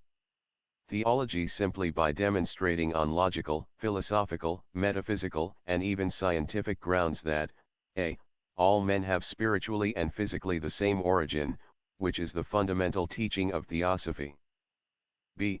as mankind is essentially of one and the same essence, and that essence is one infinite, uncreate, and eternal, whether we call it God or nature nothing, therefore, can affect one nation or one man without affecting all other nations and all other men. This is as certain and as obvious as that a stone thrown into a pond will, sooner or later, set in motion every single drop of water therein. Inc. But this is not the teaching of Christi but rather a pantheistic notion. Theology, that is where your mistake lies. It is purely Christian, although not Judaic, and therefore, perhaps, your biblical nations prefer to ignore it. Inc. This is a wholesale and unjust accusation. Where are your proofs for such a statement? Theology, they are ready at hand. Christ is alleged to have said, "Love one another, and love your enemies, for if ye love them, only, which love you, what reward, or merit, have ye? Do not even the publicans * the same? And if you salute your brethren only, what do ye more than others? Do not even publicans so?" These are Christ's words. But Genesis 9:25 says, "Cursed be Canaan, a servant of servants shall he be unto his brethren." And, therefore, not Christians but biblical people prefer the law of Moses to Christ's law of love. It is upon the Old Testament, which panders to all their passions, that they base their laws of conquest, annexation, and tyranny over races which they call inferior. What crimes have been committed on the strength of this if taken in its dead-letter sense infernal passage in Genesis, history alone gives us an idea, however inadequate. Inc. I have heard you say that the identity of our physical origin is proved by science, that of our spiritual origin by the wisdom religion, yet we do not find Darwinists exhibiting great fraternal affection. Theology just so. This is what shows the deficiency of the materialistic systems, and proves that we Theosophists are in the right. The identity of our physical origin makes no appeal to our higher and deeper feelings. Matter, deprived of its soul and spirit, or its divine essence, cannot speak to the human heart. But the identity of the soul and spirit, of real, immortal man, as Theosophy teaches us, once proven publicans regarded as so many thieves and pickpockets in those days. Among the Jews the name and profession of a publican was the most odious thing in the world. They were not allowed to enter the temple, and Matthew 18:17 speaks of a heathen and a publican as identical. Yet they were only Roman tax gatherers occupying the same position as the British officials in India and other conquered countries. At the close of the Middle Ages, slavery, under the power of moral forces, had mainly disappeared from Europe, but two momentous events occurred which overbore the moral power working in European society and let loose a swarm of curses upon the earth such as mankind had scarcely ever known. One of these events was the first voyaging to a populated and barbarous coast where human beings were a familiar article of traffic, and the other the discovery of a new world, where mines of glittering wealth were open, provided labor could be imported to work them. For 400 years men and women and children were torn from all whom they knew and loved, and were sold on the coast of Africa to foreign traders. They were chained below decks, the dead often with the living during the horrible Middle Passage, and, according to Bancroft, an impartial historian, 250,000 out of 3.25 million were thrown into the sea on that fatal passage, while the remainder were consigned to nameless misery in the mines, or under the lash in the cane and rice fields. The guilt of this great crime rests on the Christian Church. In the name of the Most Holy Trinity the Spanish government concluded more than 10 treaties authorizing the sale of 500,000 human beings, In 1562 Sir John Hawkins sailed on his diabolical errand of buying slaves in Africa and selling them in the West Indies in a ship which bore the sacred name of Jesus, while Elizabeth, the Protestant queen, rewarded him for his success in this first culture of Englishmen in that inhuman traffic by allowing him to wear as his crest *a demi-moor in his proper color, bound with a cord, or, in other words, a manacled Negro slave. Conquests of Icht Cross, quoted from the Agnostic Journal. And become deep-rooted in our hearts, would lead us far on the road of real charity and brotherly goodwill. Inc. But how does Theosophy explain the common origin of man? Theo. By teaching that the root of all nature, objective and subjective, and everything else in the universe, visible and invisible, is, was, and ever will be one absolute essence, from which all starts, and into which everything returns. This is Aryan philosophy, fully represented only by the Ved and Enta and the Buddhist system. With this object in view, it is the duty of all theosophists to promote in every practical way, and in all countries, the spread of non-sectarian education. Inc. What else is to be done besides this? On the physical plane %/mean. Theology, the organization of society, depicted by Edward Bellamy, in his magnificent work Looking Backward, admirably represents the theosophical idea of what should be the first great step towards the full realization of universal brotherhood. The state of things he depicts falls short of perfection, because selfishness still exists and operates in the hearts of men. But in the main, selfishness and individualism have been overcome by the feeling of solidarity and mutual brotherhood, and the scheme of life there described reduces the causes tending to create and foster selfishness to a minimum. Inc. Then as a theosophist you will take part in an effort to realize such an ideal? Theology certainly, and we have proved it by action. Have not you heard of the Nationalist Party and clubs which have sprung up in America since the publication of Bellamy's book? They are now coming prominently to the front, and will do so more and more as time goes on. Well, this party and these clubs were started in the first instance by theosophists. One of the first, the Nationalist Club of Boston, Massachusetts, has theosophists for president and secretary, and the majority of its executive belong to the T.S. in the constitution of all their clubs, and of the party they are forming. The influence of Theosophy and of the society is plain, for they all take as their basis, their first and fundamental principle, the brotherhood of humanity as taught by Theosophy. In their declaration of principles they state, the principle of the brotherhood of humanity is one of the eternal truths that govern the world's progress on lines which distinguish human nature from brute nature. What can be more theosophical than this? But it is not enough. What is also needed is to impress men with the idea that, if the root of mankind is one, then there must also be one truth which finds expression in all the various religions except in the Jewish, as you do not find it expressed even in the Kabbalah. Inc. This refers to the common origin of religions, and you may be right there.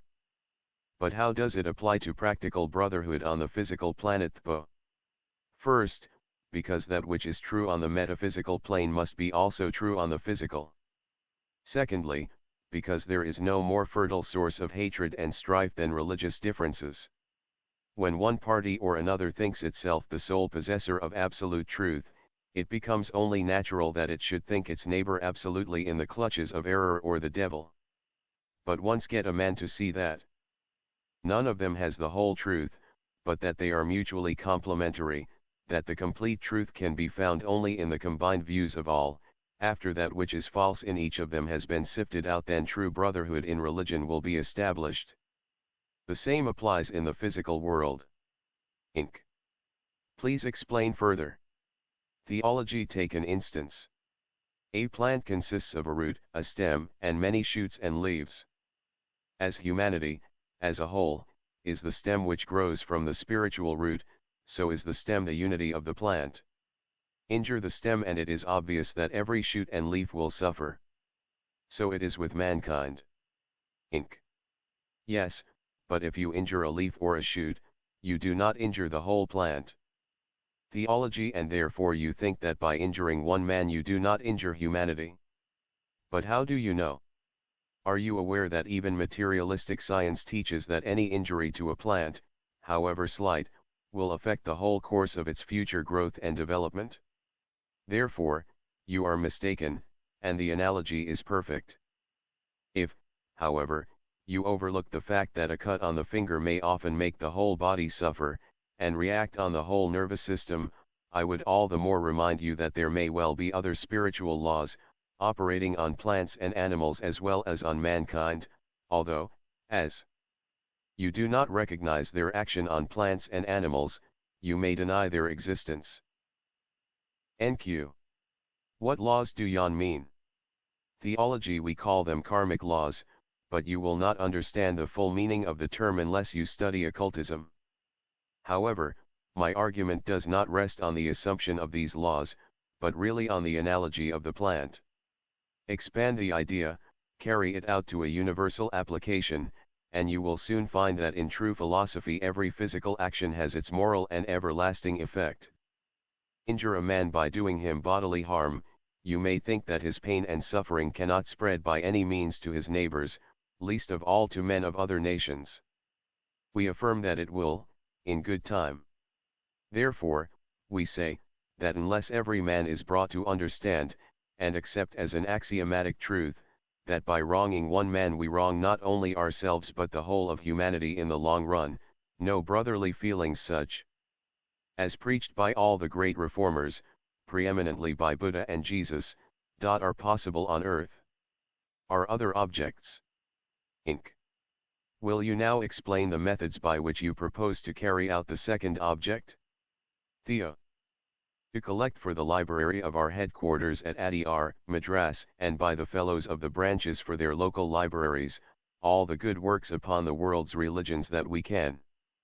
To put into written form correct information upon the various ancient philosophies, traditions, and legends, and disseminate the same in such practicable ways as the translation and publication of original works of value, and extracts from and commentaries upon the same, or the oral instructions of persons learned in their respective departments. Inc. And what about the third object, to develop in man his latent spiritual or psychic powers? Theology, this has to be achieved also by means of publications, in those places where no lectures and personal teachings are possible. Our duty is to keep alive in man his spiritual intuitions. To oppose and counteract after due investigation and proof of its irrational nature bigotry in every form, religious, scientific, or social, and cant above all, whether as religious sectarianism or as belief in miracles or anything supernatural. What we have to do is to seek to obtain knowledge of all the laws of nature, and to diffuse it. To encourage the study of those laws least understood by modern people, the so-called occult sciences, based on the true knowledge of nature, for instead of at present, on superstitions, beliefs based on blind faith and authority.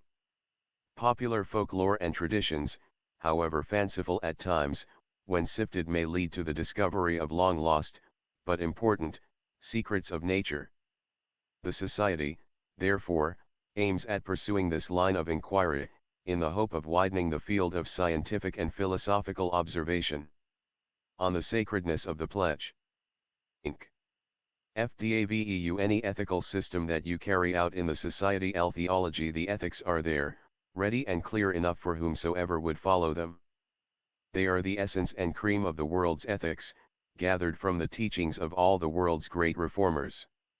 Therefore, you will find represented therein Confucius and Zoroaster, Litsa, and the Bhagavad Gita, the precepts of Gautama Buddha and Jesus of Nazareth, of Hillel and his school, as also of Pythagoras, Socrates, Plato, and their schools.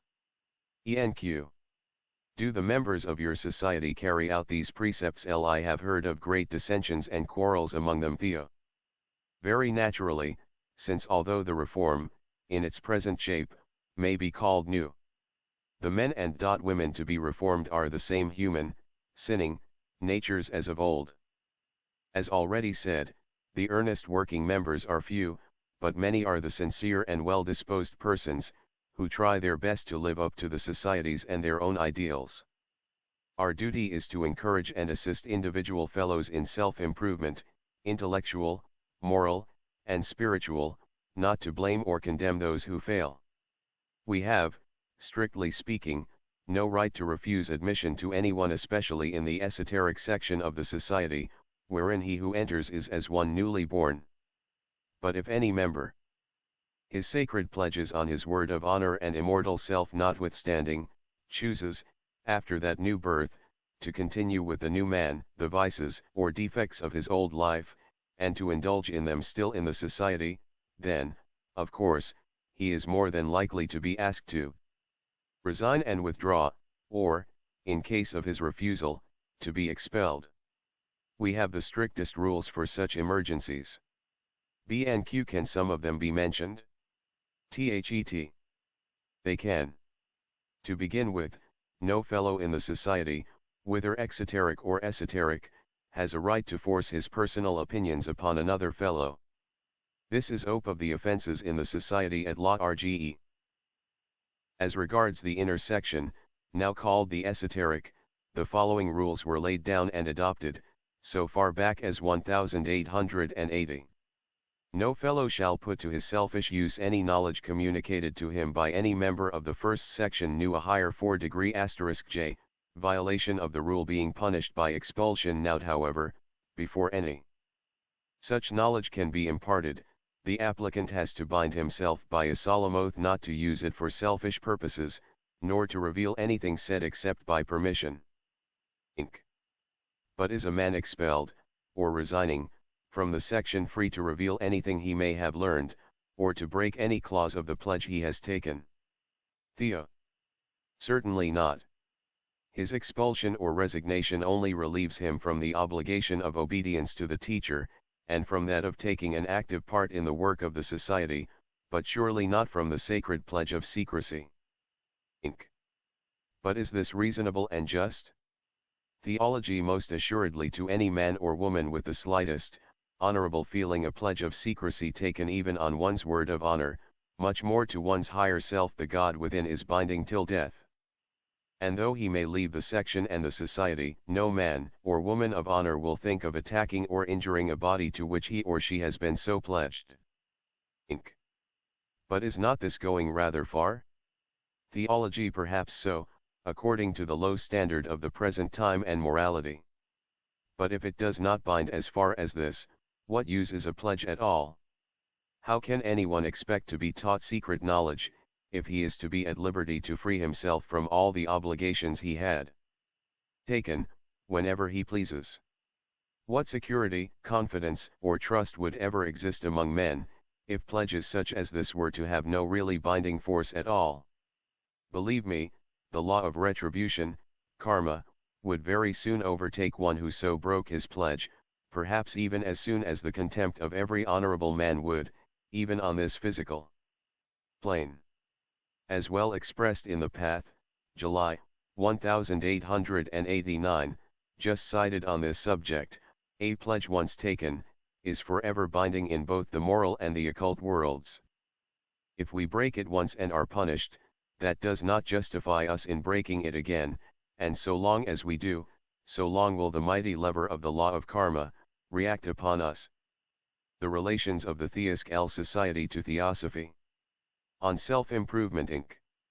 Is moral elevation, then the principal thing insisted upon in the society? Theo. Undoubtedly. He who would be a true Theosophist must bring himself to lie as one. Inc. If so, then, as I remarked before, the behavior of some members strangely belies this fundamental rule. Theology. Indeed it does. But this cannot be helped among us, any more than amongst those who call themselves Christians and act like fiends. This is no fault of our statutes and rules, but that of human nature. Even in some exoteric public branches, the members pledge themselves on their higher self to live the life prescribed by Theosophy. They have to bring their divine self to guide their every thought and action, every day and at every moment of their lives. A true Theosophist ought to deal justly and walk humbly. Inc. What do you mean by this? Theo.t simply this one, the one self has to forget itself for the many selves. Let me answer you the words of a true Philelethean, an FTS, who has beautifully expressed it in the Theosophist. The bat every man needs first is to find himself, and then take an honest inventory of his subjective possessions, and, bad or bankrupt as it may be, it is not beyond redemption if we set about it in earnest. But how many do? All are willing to work for their own development and progress, very few for those of others. To quote the same writer again, men have been deceived and deluded long enough, they must break their idols, put away their shams, and go to work for themselves. Nay, there is one little word. Too much or too many, for he who works for himself had better not work at all, rather let him work himself for others, for every flower of love and charity he plants in his neighbor's garden, a loathsome weed will disappear from his own, and so this garden of the gods' humanity shall blossom as a rose. In all Bibles, all religions, this is plainly set forth. But designing men have at first misinterpreted and finally emasculated, materialized, besotted them. It does not require a new revelation.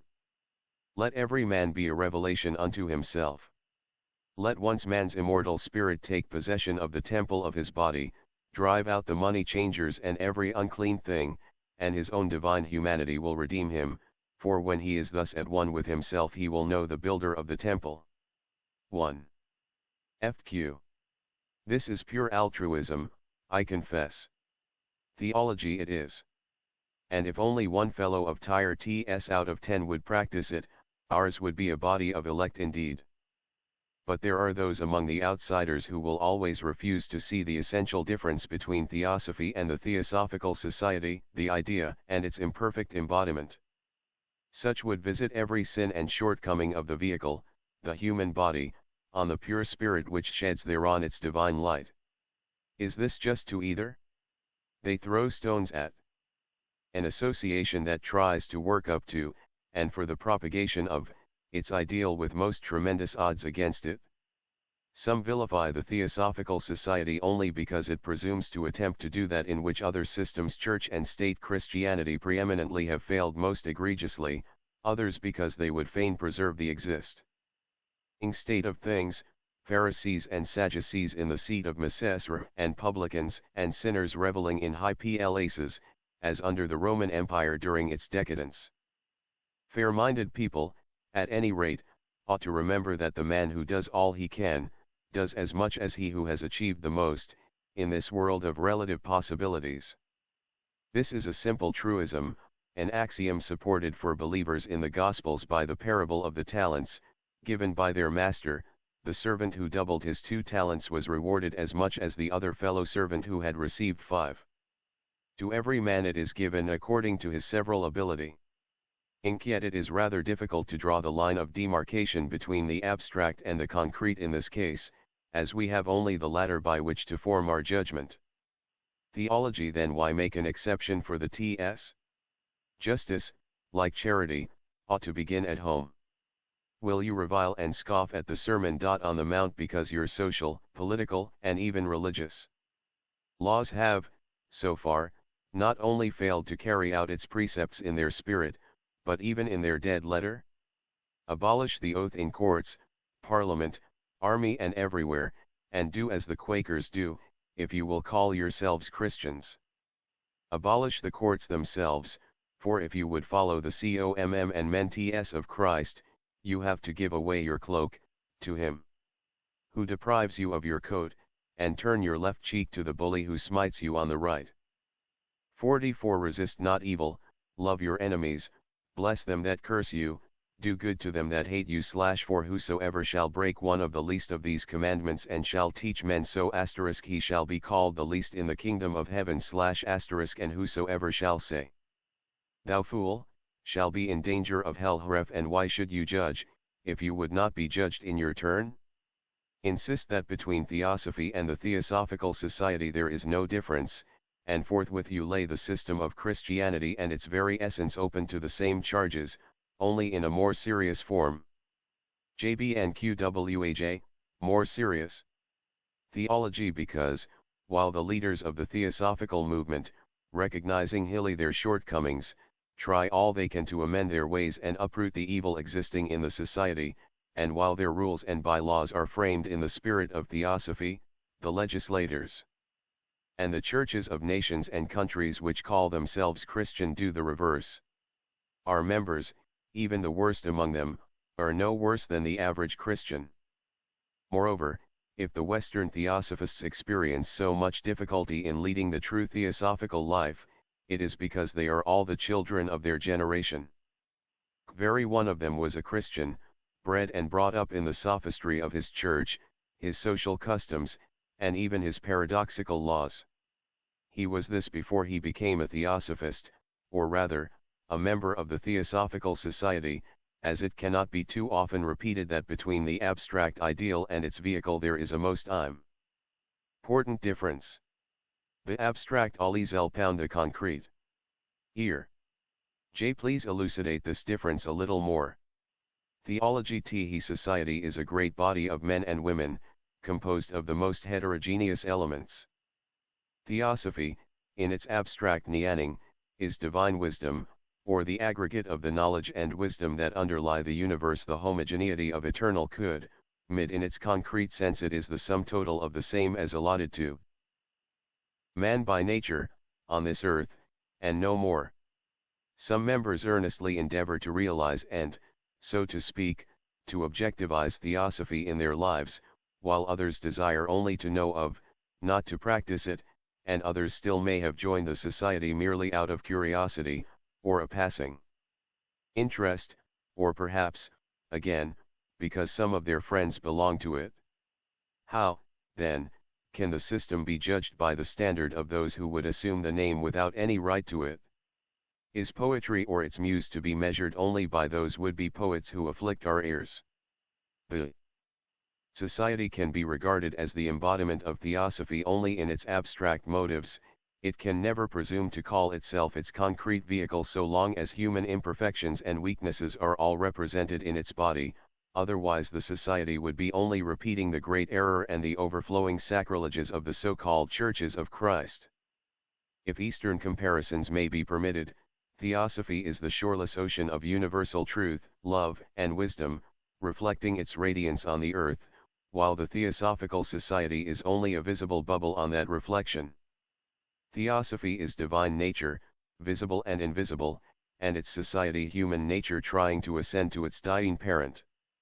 Theosophy, finally, is the fixed eternal sun, and its society the evanescent comet trying to settle in an orbit to become a planet, ever revolving within the attraction of the Sun of Truth. It was formed to assist in showing to men that such a thing as Theosophy exists, and to help them to ascend towards it by studying and assimilating its eternal one verities. Inc. I thought you said you had no tenets or doctrines of your own. Theology, nor have we. The society has no wisdom of its own to support or teach. It is simply the storehouse of all the truths uttered by the great seers, initiates, and prophets of historic and even prehistoric ages, at least, as many as it can get. Therefore, it is merely the channel through which more or less truth, found in the accumulated utterances of humanity's great teachers, is poured out to the world. Inc. But is such truth unreachable outside of the society? Does not every church claim the Samuel theology not at all? The undeniable existence of great initiates, true 14 sons of God, shows that such wisdom was often reached by isolated individuals and ls, never, ever, without the guidance of a master gt first. But most of the followers of such, when they become masters mthsdl 2, have dwarfed the Catholicism of these teachings into the narrow groove of their own sectarian dogmas. The commandments of a chosen master alone were then adopted and followed, to the exclusion of all others if followed at all. Note well, as in the case of the Sermon on the Mount, each religion is thus a hit of the divine truth, made to focus a vast panorama of human fancy which claims to represent and replace that truth. Inc. But Theosophy, you say, is not a religion? Theo. Most assuredly it is hot, since it is the essence of all religion and of absolute truth, a drop of which only underlies every creed. To resort once more to metaphor, Theosophy, on earth, is like the white ray of the spectrum, and every religion only one of the 7 prismatic colors. Ignoring all the others, and cursing them as false, every special colored ray claims not only priority, but to be that white ray itself, and anathematizes even its own tints from light to dark, as heresies. Yet, as the sun of truth rises higher and higher on the horizon of man's perception, and each colored ray gradually fades out until it is finally reabsorbed in its turn, humanity will at last be cursed no longer with artificial polarizations, but will find itself bathing in the pure colorless sunlight of eternal truth. And th/3 will he Theosophia Inc. Your claim Z, then, that all IHE great religions are derived from Theosophy, and that it is by assimilating it that the world toil elbow finally saved from the curse of its great illusions and errors. Theology precisely so. And we add that our Theosophical Society is the humble seed which, if watered and let live, will finally produce the tree of knowledge of good and evil which is grafted on the tree of life eternal. For it is fully by studying the various great religions and philosophies of humanity, by comparing them dispassionately and with an unbiased mind, that men can hope to arrive at the truth. It is especially by finding out and noting their various points of agreement that we may achieve this result. For no sooner do we arrive either by study, or by being taught by someone who knows at their inner meaning, than we find, almost in every case, that it expresses some great truth in nature. Inc. We have heard of a golden age that was, and what you describe would be a golden age to be realized at some future day. When shall it be? Theology not before humanity as a whole, feels the need of it. A maxim in the Persian Javidan Jfas Rads Ys, truth is of 2 kinds. One manifest and self-evident, the other demanding incessantly new demonstrations and proofs. It is only when this latter kind of truth becomes as universally obvious as it is now dim, and therefore liable to be distorted by sophistry and casuistry, it is only when the 2 kinds will have become once more one, that all people will be brought to see alike. Inc. But surely those few who have felt the need of such truths must have made up their minds to believe in something definite. You tell me that, the society having no doctrines of its own, every member may believe as he chooses and accept what he pleases. This looks as if the Theosophical Society were bent upon reviving the confusion of languages and beliefs of the Tower of Babel of old. Have you no beliefs in common, Theo? What is meant by the society having no tenets or doctrines of its own is that no special doctrines or beliefs are obligatory on its members, but, of course, this applies only to the body as a whole. The society, as you were told, is divided into an outer and an inner body. Those who belong to the latter have, of course, a philosophy, or if you so prefer it, a religious system of their own. Inc. May we be told what it is? Theo, we make no secret of it. It was outlined a few years ago in the Theosophist and Esoteric Buddhism, and may be found still more elaborated in the Secret Doctrine. It is based on the oldest philosophy of the world, called the Wisdom Religion or the Archaic Doctrine. To you like, you may ask questions and have them explained. The fundamental teachings of Theosophy. On God and prayer. Inc. Do you believe in God? Theology that depends upon what you mean by the term. Inc. Mean the God of the Christians, the Father of Phesus, and the Creator, the biblical God of Moses, in short. Theology in such a God we do not believe. We reject the idea of a personal, or an extracosmic and anthropomorphic God, who is but the gigantic shadow of man, and not even of man at his best. The God of theology, we say and prove it, is a bundle of contradictions and a logical impossibility. Therefore, we will have nothing to do with him. ENQ. State your reasons, if you please. Theology, they are many, and cannot all receive attention. But here are a few. This God is called by his devotees infinite and absolute, is he not? Inc. Believe he is. Theology then, if infinite, i.e., limitless, and especially if absolute, How can he have a form, and be a creator of anything? Form implies limitation, and a beginning as well as an end, and, in order to create, a being must think and plan. How can the Absolute be supposed to think, i.e., have any relation whatever to that which is limited, finite, and conditioned? This is a philosophical, and illogical absurdity. Even the Hebrew Kabbalah rejects such an idea, and therefore, makes of the one and the absolute deific principle an infinite unity called Ein Sof ***. In order to create, the creator has to become active, and as this is impossible for absoluteness, the infinite principle had to be Ein Sof, RPD 7 ⁡ a 70 euro ipof, the endless, or boundless, in and with nature, the non-existent which is, but is not a being. Shown becoming the cause of evolution, not creation, in an indirect way %, through the emanation from itself, another absurdity, due this time to the translators of the Kabbalah, * of the Sephiroth. Inc. How about those Kabbists who, while being suck, still believe in Jehovah, or the Tetragrammaton? Theology they are at liberty to believe in what they please. As their belief or disbelief can hardly affect a self-evident fact, the Jesuits tell us that 2 and 2 are not always 4 to a certainty, since it depends on the will of God to make 2x2 = 5, shall we accept their sophistry for all that? Inc. Then you are atheists. Theo. Not that we know of, and not unless the epithet of atheist is to be applied to all those who disbelieve in an anthropomorphic God. We believe in a universal divine principle, the root of all, from which all proceeds, and within which all shall be absorbed at the end of the great cycle of being. Inc. This is the old claim of pantheism. If you are pantheists, you cannot be deists, and if you are not deists, then you have to answer to the name of atheists. Theology not necessarily so.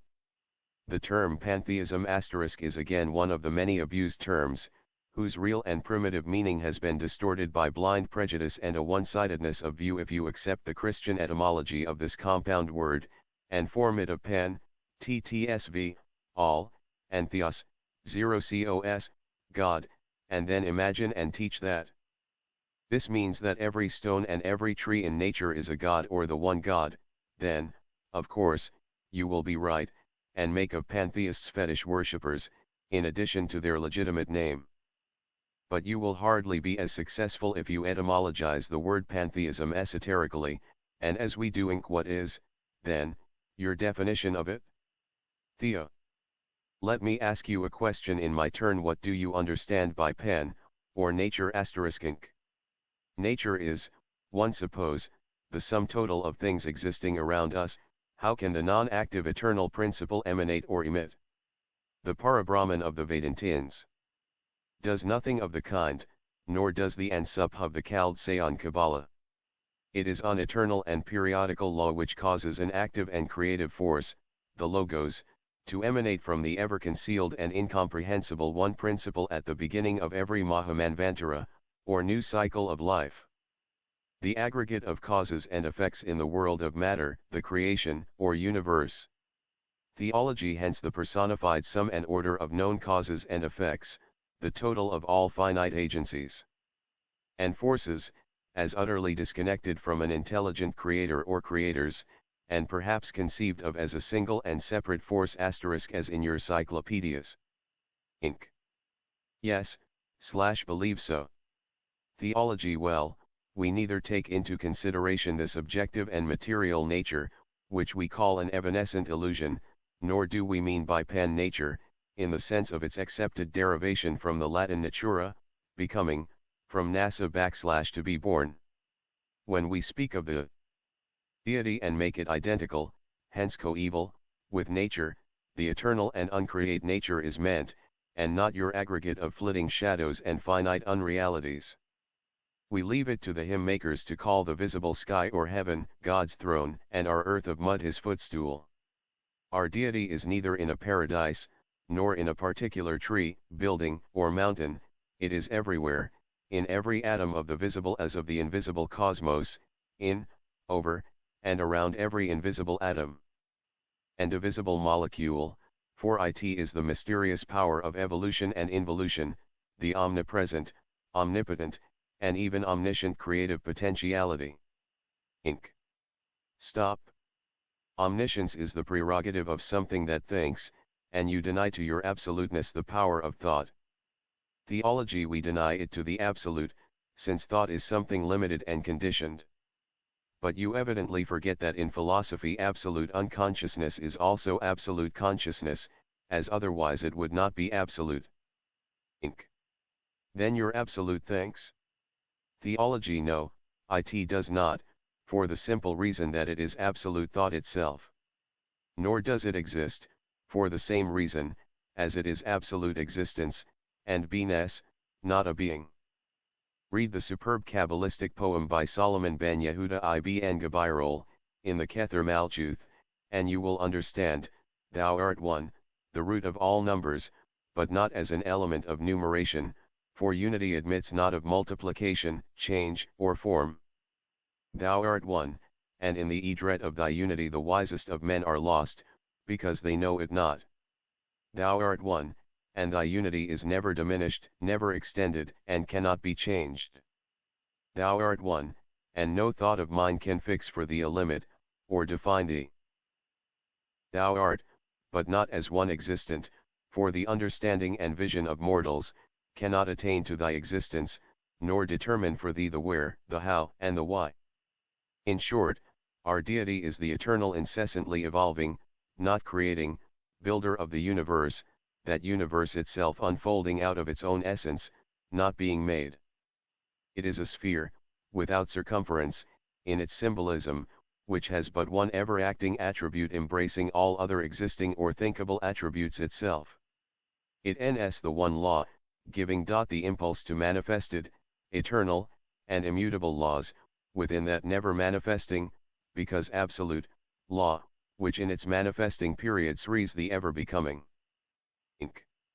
One once heard one of your members remark that universal deity, being everywhere, was in vessels of dishonor, as in those of honor, and, therefore, was present in every atom of my cigar ash. Is this not rank blasphemy? Theo. I do not think so, as simple logic can hardly be regarded as blasphemy. Were we to exclude the omnipresent principle from one single mathematical point of the universe, or from a particle of matter occupying any conceivable space, could we still regard it as infinite? Is it necessary to pray to? EQ. Do you believe in prayer, and do you ever pray? Theology we do not we act, instead of talk. ENQ you do not offer prayers even to the absolute principle theology why should we? Being well-occupied people, we can hardly afford to lose time in addressing verbal prayers to a pure abstraction. The unknowable is capable of relations only in its parts to each other but is non-existent as regards any finite relations. The visible universe depends for its existence and phenomena on its mutually acting forms and their laws, not on prayer or prayers. Inc. Do you not believe at all in the efficacy of prayer? Theo. Not in prayer taught in so many words and repeated externally, if by prayer you mean the outward petition to an unknown God as the addressee, which was inaugurated by the Jews and popularized by the Pharisees. Inc. Is there any other kind of prayer? Theology most decidedly, we call it will prayer, and it is rather an internal command than a petition. Inc. To WKTMT then, do you pray when you do so? 9 Theology to our Father in heaven in its esoteric meaning, Inc. Is that different from the one given to it in theology? Theology entirely so. An occultist or a theosophist addresses his prayer to his Father which is in secret, read, and try to understand, Matthew 6:6, not to an extra-cosmic and therefore finite God, and that Father is in man himself. Inc. Then you make of man a God. Theo. Please say God and not a God. In our sense, the inner man is the only God of whom we can have cognizance. And how can this be otherwise? Grant us our postulate that God is a universally diffused, infinite principle, and how can man alone escape from being soaked through by, and in, the deity? We call our Father in heaven that deific essence of which we are cognizant within us, in our heart and spiritual consciousness, and which has nothing to do with the anthropomorphic conception we may form of it in our physical brain or its fancy. Know ye not that ye are the temple of God, and that the Spirit of the absolute God dwelleth in you? Yet, let no man anthropomorphize that essence in us.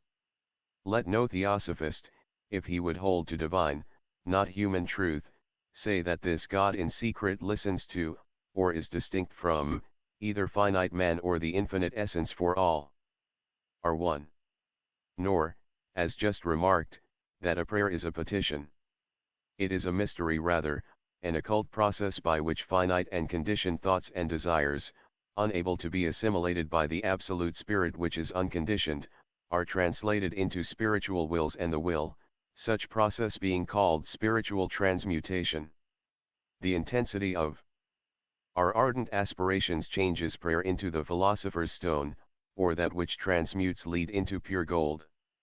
The only homogeneous essence, our will prayer, becomes the active or creative force, producing effects according to our desire. One often finds in theosophical writings conflicting statements about the Christos principle in man. Some call it the sixth principle, Buddhi, others the seventh, Atman. If Christian theosophists wish to make use of such expressions, let them be made philosophically correct by following the analogy of the old wisdom religion symbols. We say that Christos is not only one of the three higher principles, but all the three regarded as a trinity. This trinity represents the Holy Ghost, the Father and the Son, as it answers to abstract spirit, differentiated spirit, and embodied spirit. Krishna and Christ are philosophically the same principle under its triple aspect of manifestation. In the Bhagavad Gita we find Krishna calling himself indifferently Atman, the abstract spirit Kshetrajana, the higher or reincarnating ego, and the universal self, all names which, when trans fared from the universe to man, answer to Atmi, Buddhi, and Manas. The Anuggya is full of the same doctrine. Inc. Do you intend to say that prayer is an occult process bringing about physical results? Theology I do. Willpower becomes a living power.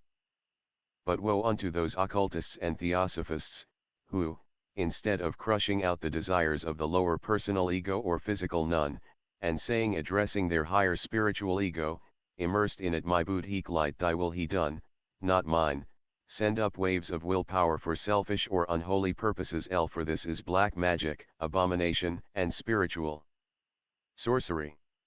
Unfortunately, all this is the favorite occupation of our Christian statesmen and generals, especially when the latter are sending two armies to murder each other.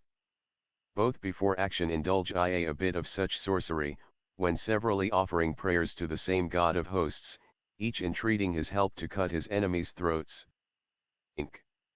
David prayed to the Lord of hosts to help him smite Philistines and slay the Syrians and the Moabites, and the Lord preserved David whithersoever he went. In that we only follow what we find in the Bible. Of course you do. But since you delight in calling yourselves Christians, not Israelites or Jews, as far as we know, why do you not rather follow that which Christ says? And he distinctly commands you not to follow them of old times, or the Mosaic law, but bids you do as he tells you, and warns those who would take the sword, that they, too, will perish by the sword. Christ has given you one prayer of which you have made a lip prayer and a boast, and which none but the true occultist understands. In it you say, in your dead sense meaning, forgive us our debts, as we forgive our debtors, which you never do. Again, he told you to love your enemies and do good to them that hate you. It is surely not the meek prophet of Nazareth who taught you to pray to your Father to slay, and give you victory over your enemies. This is why we reject what you call prayers. Inc. But how do you explain the universal fact that all nations and peoples have prayed to, and worshipped a god or gods? Some have adored and propitiated devils and harmful spirits, but this only proves the universality of the belief in the efficacy of prayer. Theology. It is explained by the fact that prayer has several other meanings besides that given to it by the Christians. It means not only a pleading or petition, but, in days of old, meant far more an invocation and incantation. The mantra, or the rhythmically chanted prayer pf the Hindus, has precisely such a meaning, for tfce Brahmins hold themselves higher than the common devas or gods. A prayer may be an appeal, an incantation for malediction and a curse, as in the case of two armies praying simultaneously for mutual destruction as much as for blessing. And as the great majority of people are intensely selfish, and pray only for themselves, asking to be given their daily bread instead of working for it, and begging God not to lead them into temptation but to deliver them, the memorialists only, from evil, the result is, that prayer, as now understood, is doubly pernicious. A. It kills in man self-reliance. 6. It develops in him a still more ferocious selfishness and egotism than he is already endowed with by nature. I repeat, that we believe in communion and simultaneous action in unison with our Father in secret, and, in rare moments of ecstatic bliss, in the mingling of our higher soul with the universal essence, attracted as it is towards its origin and center, a state, called during life samadhi, and, after death, nirvana. We refuse to pray to created finite beings, i.e., gods, saints, angels, etc., because we regard it as idolatry. We cannot pray to the Absolute for reasons explained before, therefore, we try to replace fruitless and useless prayer by meritorious and good-producing actions. Inc. Christians would call this pride and blasphemy. Aren't they wrong? Theology entirely so. It is they, on the contrary, who show satanic pride in their belief that the Absolute or the Infinite, even if there were such a thing as the possibility of any relation between the unconditioned and the conditioned, will stoop to listen to every foolish or egotistical prayer. And it is they again, who virtually blaspheme, in teaching that an omniscient and omnipotent. The one says, "Seek not from the helpless gods, pray not, but rather act, for darkness will not brighten. Ask not from silence, for it can neither speak nor hear." And the other, Jesus recommends, "Whatsoever ye shall ask in my name, that of Christos, that will I do." Of course, this quotation, if taken in its literal sense, goes against our argument. But if we accept it esoterically, with the full knowledge of the meaning of the term Christos, which to NS represents ATMs Buddhaimanas, the self, it comes to this: the only God we must recognize and pray to, or rather act in unison with, is that Spirit of God of which our body is the temple, and in which it dwelleth. Prayer kills self-reliance. Inc. But did not Christ himself pray and recommend prayer? Theology. It is so recorded, but those prayers are precisely of that kind of communion just mentioned, with one's Father in secret. Otherwise, and if we identify Jesus with the universal deity, there would be something too absurdly illogical in the inevitable conclusion that he, the very God himself, prayed to himself, and separated the will of that God from his own. KNQ. One argument more, an argument, moreover, much used by some Christians. They say, "I feel that I am able to conquer my passions and weaknesses in my own strength. But when I pray to Jesus Christ / feel that he gives me strength, and that in his power I am able to conquer." Theology. No wonder. If Christ Jesus is God, and one independent and separate from him who prays, of course everything is, and must be possible to Almighty God. But, then, where is the merit, or justice either, of such a conquest? Why should the pseudo-conqueror be rewarded for something done which has cost him only prayers? Would you, even a simple mortal man, pay your laborer a full day's wage if you did most of his work for him, he sitting under an apple tree, and praying to you to do so, all the while? This idea of passing one's whole life in moral idleness, and having one's hardest work and duty done by another, whether God or man, is most revolting to us, as it is most degrading to human dignity. Inc. Perhaps so, yet it is the idea of trusting in a personal savior to help and strengthen in the battle of life, which is the fundamental idea of modern Christianity. And there is no doubt that, subjectively, such belief is efficacious, that is, that those who believe do feel themselves helped and strengthened. Theology. Nor is there any more doubt, that some patients of Christian and mental scientists the great deniers are also sometimes cured, nor that hypnotism and suggestion, psychology and even mediumship, will produce such results, as often, if not oftener, you take into consideration, and string on the thread of your argument, successes alone. And how about 10 times the number of failures?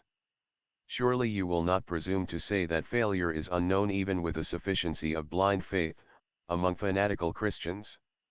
A new sect of healers, who, by disavowing the existence of anything but spirit, which can neither suffer nor be ill, claim to cure all and every disease, provided the patient has faith that what he denies can have no existence.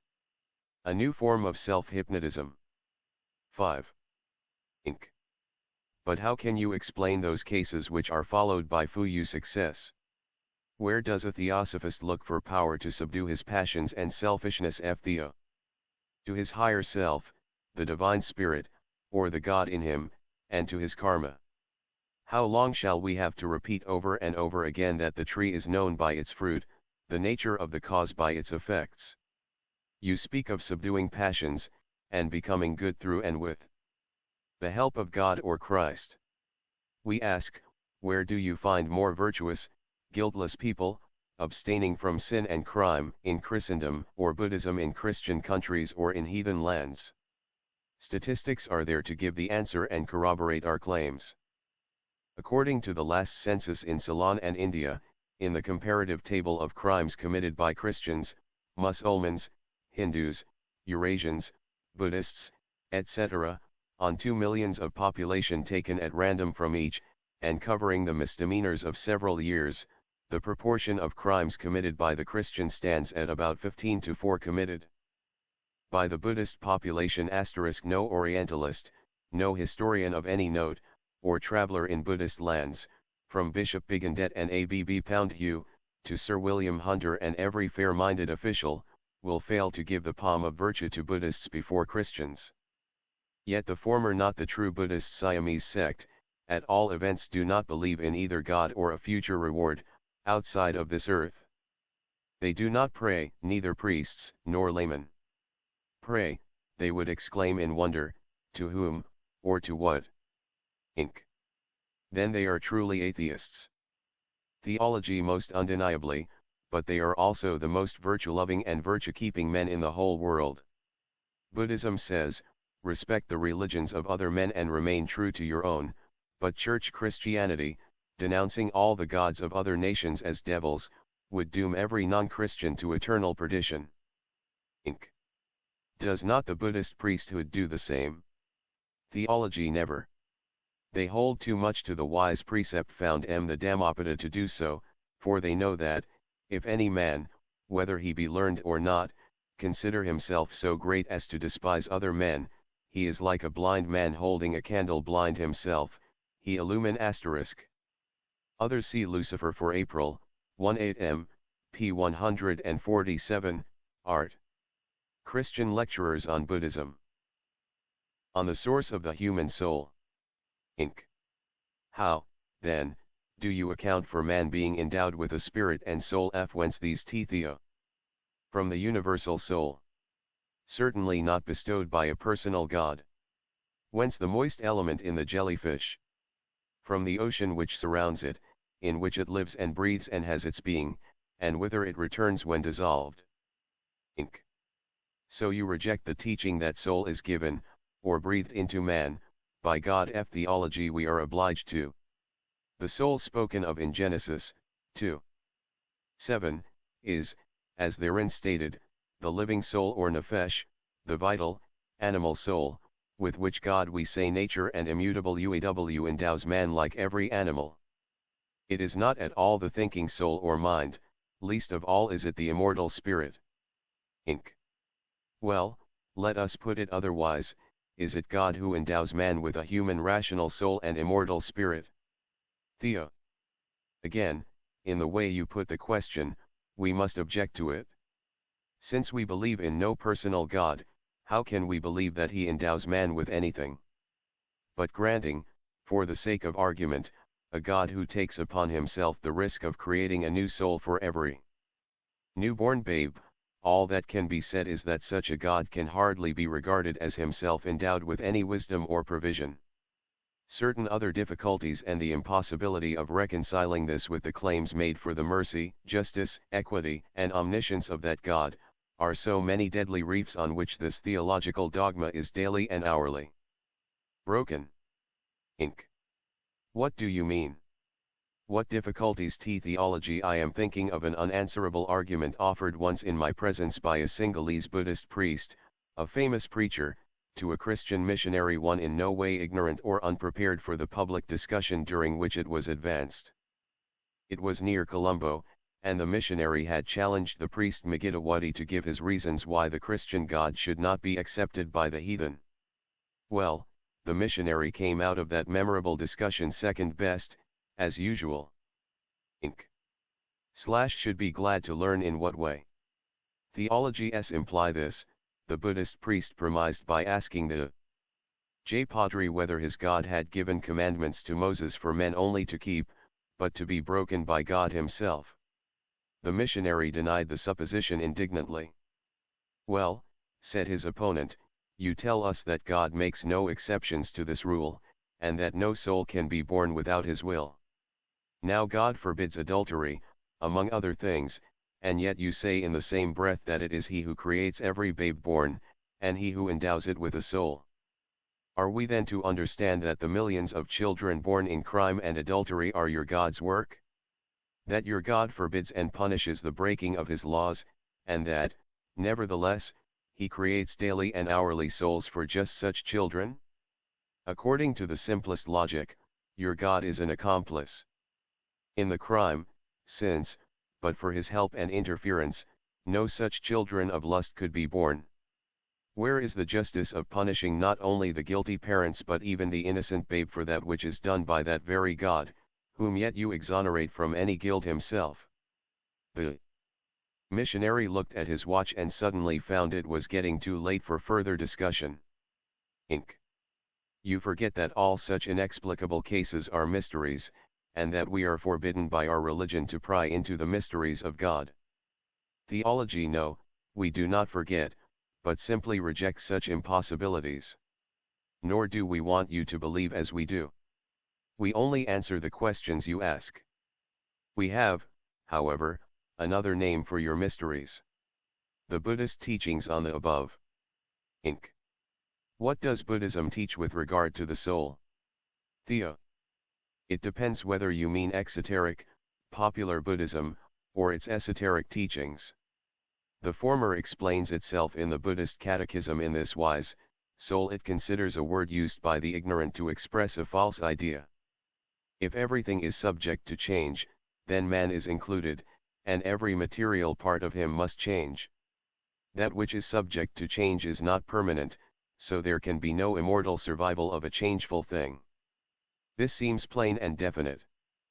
But when we come to the question that the new personality in each succeeding rebirth is the aggregate of skandhas, or the attributes, of the old personality, and ask whether this new aggregation of skandhas is a new being likewise, in which nothing has remained of the last, we read that in one sense it is a new being, in another it is not.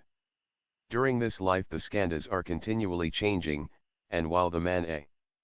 B of 40 is identical asterisk as regards personality, with the youth A B of 18, yet by the continual waste and reparation of his body, and change of mind and character, he is a different being. Nevertheless, the man in his old age justly reaps the reward or suffering consequent upon his thoughts and actions at every previous stage of his life. So the new being of a rebirth, being the same individuality as before but not the same personality, with but a changed form, or new aggregation of skandhas, justly reaps the consequences of his actions and thoughts in the previous existence. This is abstruse metaphysics, and plainly does not express disbelief in soul by any means. Inc.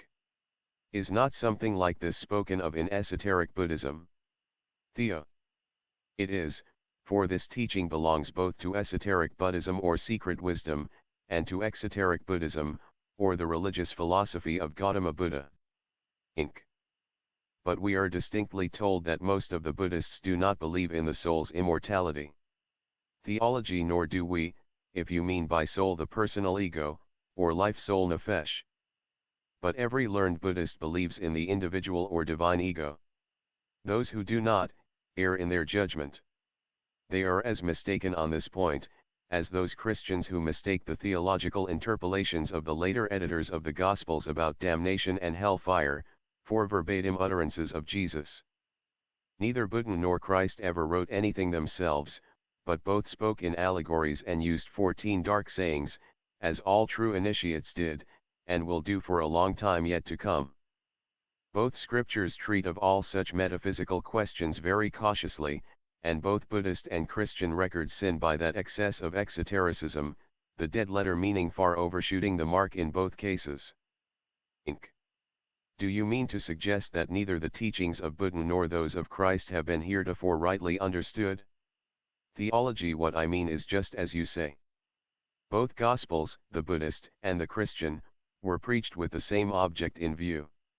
Both reformers were ardent philanthropists and practical altruists preaching most unmistakably socialism of the noblest and highest type, self-sacrifice to the bitter end. The sins of the whole world fall upon me that I may relieve man's misery and suffering, cries Buddha, one would not let one cry whom I could save. Exclaims the prince beggar, clad in the refuse rags of the burial grounds. 44 Come unto me all ye that labor and are heavy laden and I will give you rest, is the appeal. To the P6OR and the disinherited made by the man of sorrows / who had not in here to lay his head. The teachings of both are boundless love for humanity, charity, forgiveness of injury, forgetfulness of self, and pity for the deluded masses. Both show the same contempt for riches, and make no difference between tuum and tuum. Their desire was, without revealing to all the sacred mysteries of initiation, to give the ignorant and the misled, whose burden in life was too heavy for them, hope enough and an inkling into the truth sufficient to support them in their heaviest hours. But the object of both reformers was frustrated, owing to excess of zeal of their later followers. The words of the masters having been misunderstood and misinterpreted, behold the consequences. Inc. But surely Buddha must have repudiated the Suvi's immortality, if all the Orientalists and his own priests say so. Thpo. The Arhats began by following the policy of their master, and the majority of the priests who followed them were not initiated, just as in Christianity, and so, little by little, the great esoteric truths became almost lost. A proof in point is, that, out of the two existing sects in Ceylon, the Siamese believes death to be the absolute annihilation of individuality and personality, and the other explains nerve-sna, as we Theosophists do. Inc. But why, in that case, do Buddhism and Christianity represent the two opposite poles of such belief? Elthpo? Because the conditions under which they were preached were not the same. In India the Brahmins, jealous of their superior knowledge, and excluding from it every caste save their own, had driven millions of men into idolatry and almost fetishism. Buddha had to give the death blow to an exuberance of unhealthy fancy and fanatical superstition resulting from ignorance, such as has rarely been known before or after. Better a philosophical atheism than such ignorant worship for those who cry upon their gods and are not heard or are not heeded and who live and die in mental despair. He had to arrest first of all this muddy torrent of superstition, to uproot errors before he gave out the truth. And as he could not give out all, for the same good reason as Jesus, who reminds his disciples that the mysteries of heaven are not for the unintelligent masses, but for the elect alone, and therefore he spoke to the people in parables, Makuth 13 io, and, so his caution led Buddha to conceal too much. He even refused to say to the monk Vakagata whether there was, or was not an ego in man. When pressed to answer, the Exalted One maintains silence. Buddha gives his initiated disciple Ananda, who inquires for the reason of this silence, a plain and unequivocal answer in the dialogue translated by Oldenburg from the Samyutta Nikaya. If I, Ananda, when the wandering monk Vakagata asked me, is there the ego, had answered, the ego is, then that, Ananda, would have confirmed the doctrine of the Snmanas and Brahman as, who believed in permanence. If I, Ananda, when the wandering monk Vakagata asked me, is there not the ego, had answered, the ego is not, then that, Ananda, would have confirmed the doctrine of those who believed in annihilation.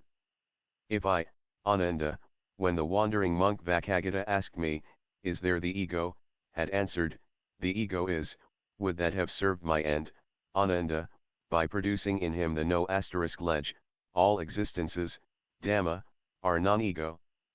But if I, Ananda, had answered, the ego is not, then that, Ananda, would only have caused the wandering monk Vakagata to be thrown from one bewilderment to another, my ego, did it not exist before?